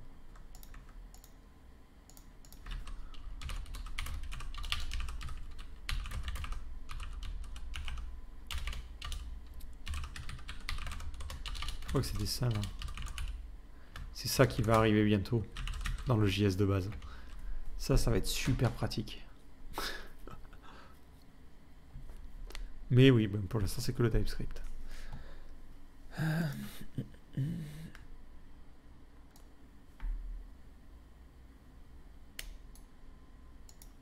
Alors pour la personne qui me demande sur comment tu gères les événements, moi je les gérerai comme ça en fait. Au niveau de mon... Me dis pas que j'ai fermé le mauvais truc. Ah non. Est-ce que je peux réouvrir mon code sandbox de tout à l'heure? Oui. Si j'avais un événement, par exemple, ben, je créerais dans mon... une nouvelle fonction qui s'appellerait onLogin. Hop, je la définirai ici. OnLogin. Ça serait une fonction. Et je la passerai. Et ouais, non, maintenant il faudra un subscriber en fait. Ouais, je vois ce que tu veux dire. Là, effectivement, on a une petite merde. Si tu veux créer un système d'événements, là, il serait obligé de comparer voir quand est-ce que le log a changé pour savoir quand est-ce que l'utilisateur a été connecté. Après, je suis pas super familier avec Redux et Redux Saga, en vrai. Je vais pas te mentir. Tous ces trucs. En fait, dès que j'entends Redux Saga, je pense à Candy Crush Saga et ça me, ça me bloque direct. Putain, en plus là, à 8h30 du soir, essayer de comprendre Redux. Hein. Ouais. Je pense qu'il y a moyen de recoder un Redux et Redux Saga en se basant sur l'API contexte.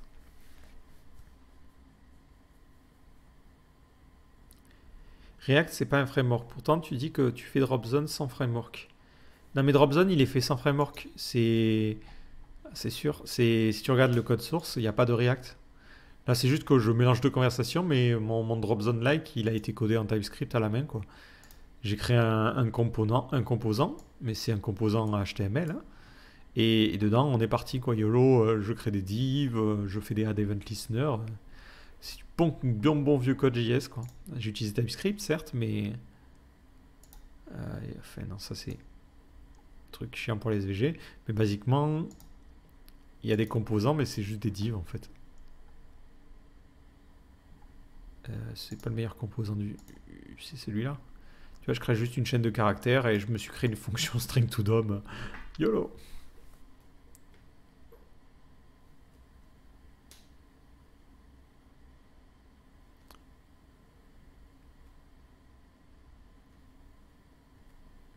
Le point d'interrogation provient du C#.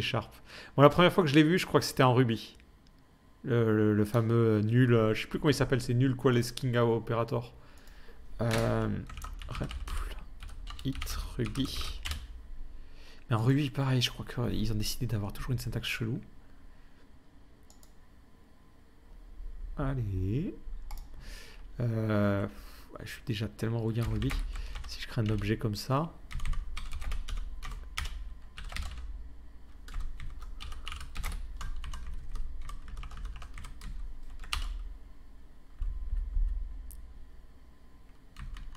Je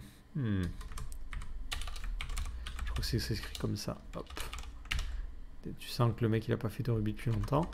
Mais je crois qu'on a une syntaxe, un truc comme ça ou comme ça, je sais plus comment ça s'écrit. qui permet de vérifier si le truc suivant existe ou pas. Mais c'est plus dans les classes.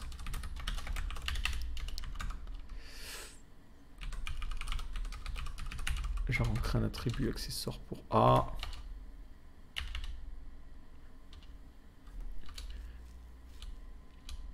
Attends, j'écris n'importe quoi.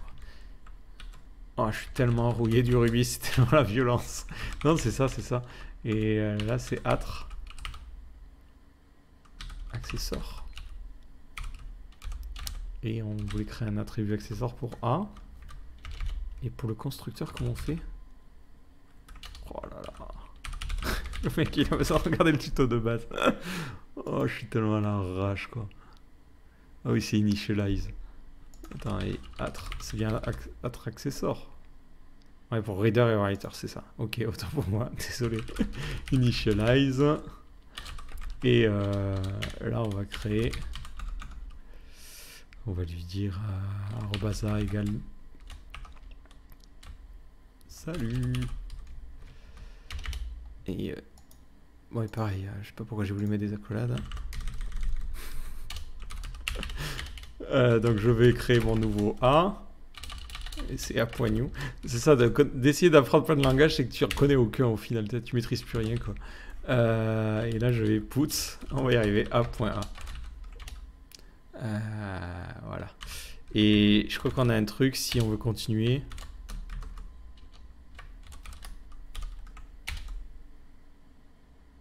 Non, alors c'est un dièse. Non, c'est un et, voilà, c'est ça. Je sais plus s'il est avant le point ou après. Voilà, c'est ça. Typiquement, ça exécute les trucs et si ça retourne à la fin nul, bah, ça nous retourne nul. Alors que sinon, bah, ça nous fait autre chose. C'est le et qui permet d'ignorer les choses nullables.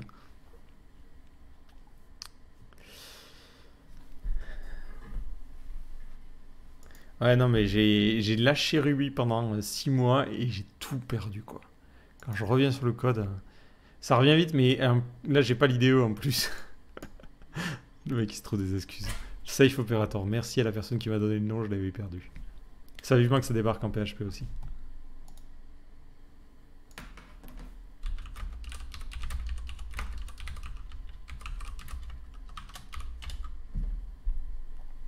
Ouais, je confonds le nul coalescing qui permet de faire une attribution, genre ça c'est le truc qui permet de faire ça là. De dire A égale, c'est soit ça, soit quelque chose en fait. C'est un genre de ternaire un peu bizarre. Ou un truc comme ça, je sais plus, mais c'est pas le même opérateur.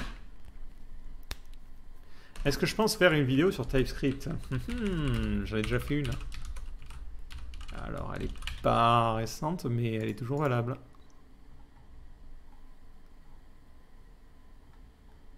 Parce que le TypeScript, ce que j'aime bien, c'est que contrairement justement au JavaScript, c'est simple de comprendre quand je code quelle version je supporte. Et c'est ça que moi j'aime bien les TypeScript. C'est que si je prends du code et que je sais qu'il est écrit en 3.6.3, je sais exactement les fonctionnalités qu'il supporte. Et j'aime bien le fait d'avoir vraiment un numéro de version. Chose que l'on n'a pas avec le JS qui dit ah ben j'ai rajouté cette méthode mais il n'y a pas une version prédéfinie quoi. Bon, je commence à me digérer moi-même là. Du coup, je vais répondre aux deux, trois dernières questions et après, on est parti au miam. En parlant de TypeScript, tu penses, mais du coup, tu passes forcément par Node. Tu es obligé de passer par un outil pour convertir ton TypeScript en JavaScript, ça ouais. Sauf, ouais, alors ça tout le monde en parle, mais à mon avis ça marchera jamais. Sauf Deno, oh, punaise, il a bien trouvé, qui est alors c'est par le créateur de Node.js, qui a décidé de faire un genre de Node.js, mais qui serait capable de comprendre le JavaScript, le TypeScript nativement. Mais en vrai, je suis pas sûr que tous les gens soient prêts à migrer, quoi. Et je dis pas que le TypeScript est aussi la solution à tout. Le TypeScript apporte une certaine rigueur et des problématiques et s'intègre très mal dans l'écosystème JavaScript. Donc, c'est pas tip top. Alors après, quelqu'un me pose la question, qu'est-ce que je pense du CSS in JS? Alors, moi je suis plutôt un intégrateur, donc tout ce truc-là, j'ai jamais saisi exactement quel était le... Enfin, je comprends les avantages, mais pour moi, au final, ce qui se passe, c'est que ils utilisent du CSS sous forme d'objet JS, ce qui est déjà chiant à écrire, et ensuite ils le mettent sous forme de class name, mais je crois que ça donne un style, non?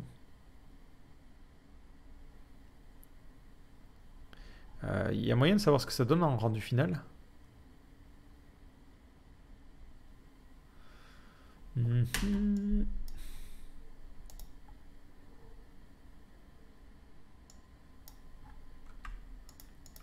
Attends, on va se faire un coup de code sandbox, là, on va vérifier. Je vais prendre le JS. Hop, vas-y, YOLO, colle tout ça. Non, non, non, non. On va créer une nouvelle démo.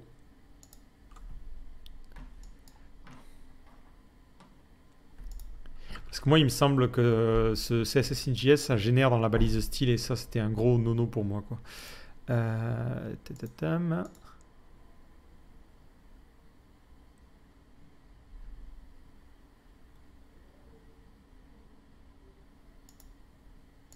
JS6.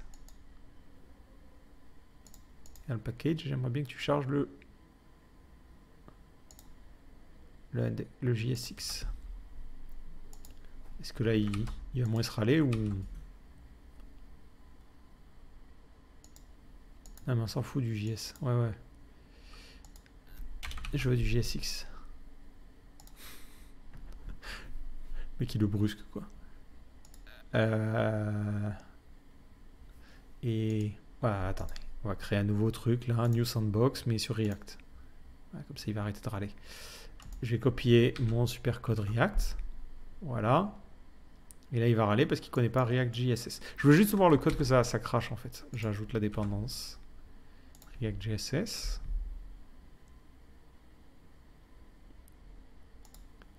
Mais tu peux pas râler, ça c'est punaise, tu le connais là le truc là, tout à l'heure tu râlais pas. Voilà. Mais, ah mais non, mais... pourquoi tu... Le mec il pète un boulot. Oh ça me gave tellement. Et non c'est bon, ok. Ah non ça crée du CSS. Mais... Ouais, mais comment ça génère pas un fichier CSS à la fin ce truc là? Ça balance ton style à l'arrache dans le head, quoi. Je vois pas comment ça peut marcher autrement. À mon avis, c'est ce que ça fait. Hein. Ah, putain, il faut le trouver. Style, style, style. Oh là là, la masse.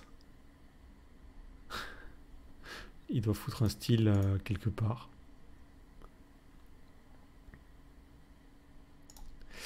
Mais si je reviens sur ça... Hop, merde, j'ai quitté la page.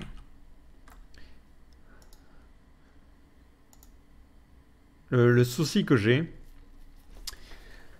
c'est que pour moi, tu deviens très dépendant du framework. Et ça, si tu t'aimes ton CSS en JS, bah déjà, tu es dépendant de tout ton composant React. Ce que j'aime bien avec l'idée du CSS, c'est que je peux créer mon CSS, je peux faire mon site en HTML classique et de même passer sur React. Je ne suis pas obligé d'avoir tout mon site et tout mon code HTML qui est généré via cette technique-là, quoi. Donc j'ai du mal à comprendre le bénéfice par rapport à du... Alors pour un composant particulier, je peux comprendre, parce que tu veux juste le CSS du composant et tu ne veux pas charger tout le CSS, tu veux que le CSS ne soit chargé que quand ce composant est chargé. Et dans ce cas-là, c'est complètement pertinent. Ça peut aussi être intéressant parce que tu as une notion d'héritage qui est différente que via le JavaScript. Mais pour moi, pour un site classique générique, c'est une solution qui est complètement over-engineered, quoi. Tu vas... En fait, tu réinventes la roue et la solution, elle est complètement pétée, quoi. Pour moi, elle apporte autant de problèmes que de solutions, en vrai. Mais... Je sais pas pourquoi, il y a certains, ils veulent faire du JavaScript absolument partout, quoi.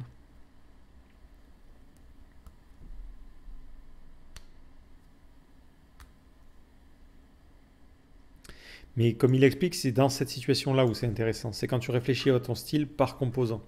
Et tu vas voir les problématiques que tu peux... Enfin, ça va poser plein de problèmes, en fait.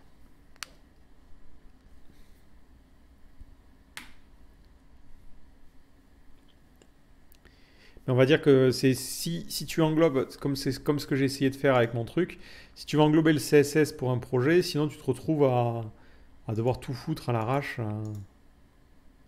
c'est pas pratique.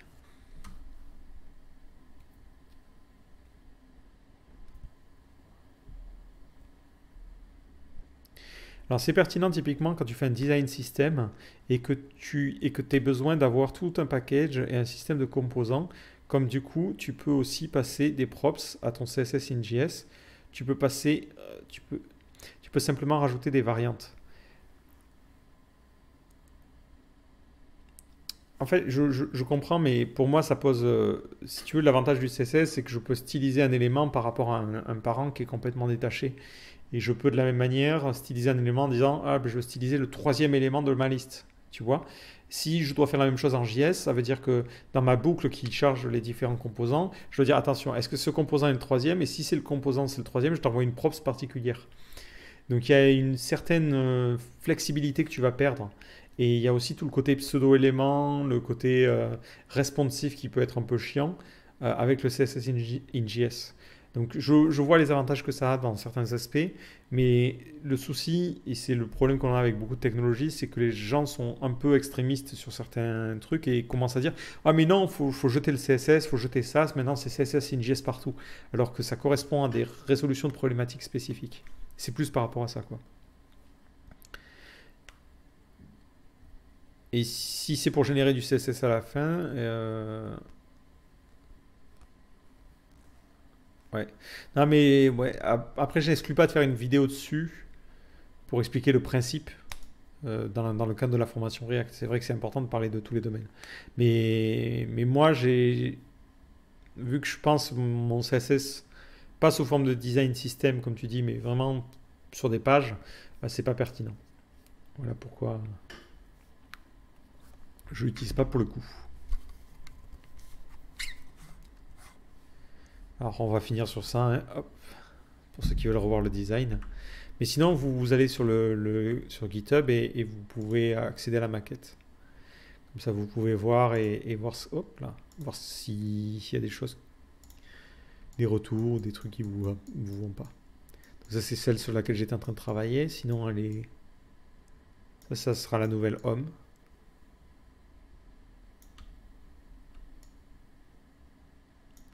Et les pages qui sont validées. Hop, hop, hop. On a celle-là. Ça sera une nouvelle page, le glossaire, qui permettra de comprendre plein de langages, comprendre un peu toutes les technos. Donc basiquement, je pense que ça sera un scroll infini. Et peut-être sur le côté là, je crois que j'avais fait un test. J'avais fait un test ouais, de navigation. Il y aura peut-être une navigation qui suivra le scroll et qui permettra d'accéder à une lettre en particulier.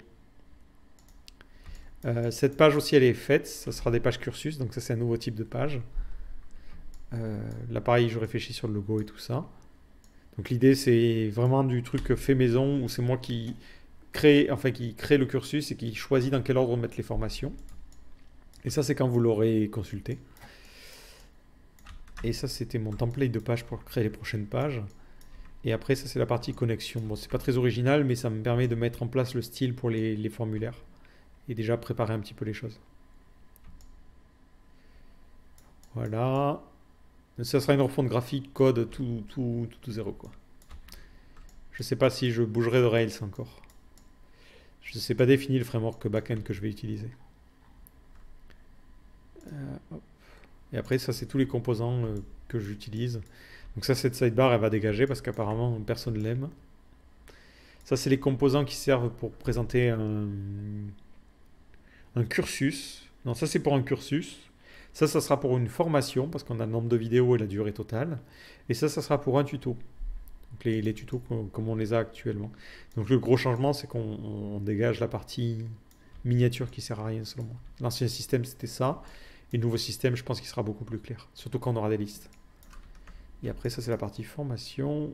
Et après, c'est des tests. Ah oui, ça, c'était le formulaire, voilà.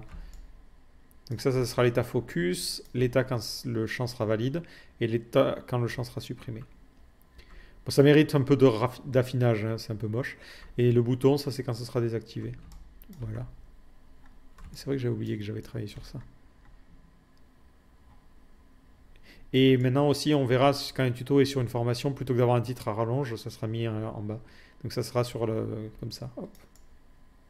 Faut que je résolve certains problèmes de taille, mais en dehors de ça, sur ça, je suis plutôt arrêté maintenant. Et là, j'étais sur la partie premium, hein, parce que sur la version actuelle, c'est pas très évident de savoir.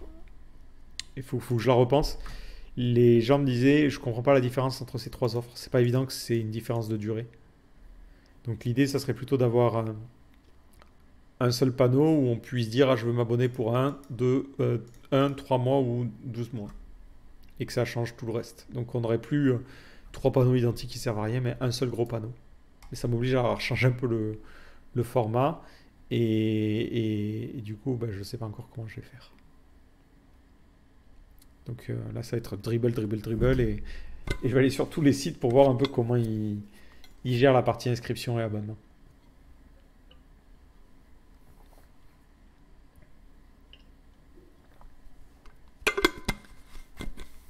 Au pire, pour ceux qui aiment la sidebar, je la mettrai en option. Vous aurez un paramètre. Je veux la sidebar. Voilà, donc désolé du coup pour le cafouillage un peu au démarrage. Ça fait chier, mais bon, YouTube avait décidé que c'était pas son jour.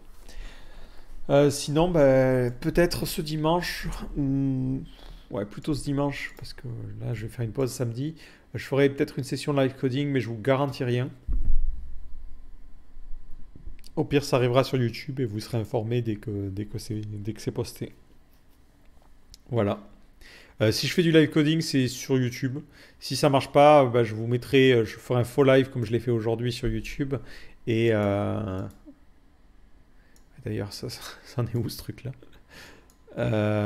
Et ouais, ça merde complètement. Et qu'est-ce que je vais dire? Et je vous mettrai une alerte pour vous dire c'est sur Twitch ou autre. Voilà. Donc je vous donne rendez-vous sinon pour les autres la semaine prochaine sur une grosse vidéo JavaScript où on va parler de React et comment créer son propre React. Allez, ciao!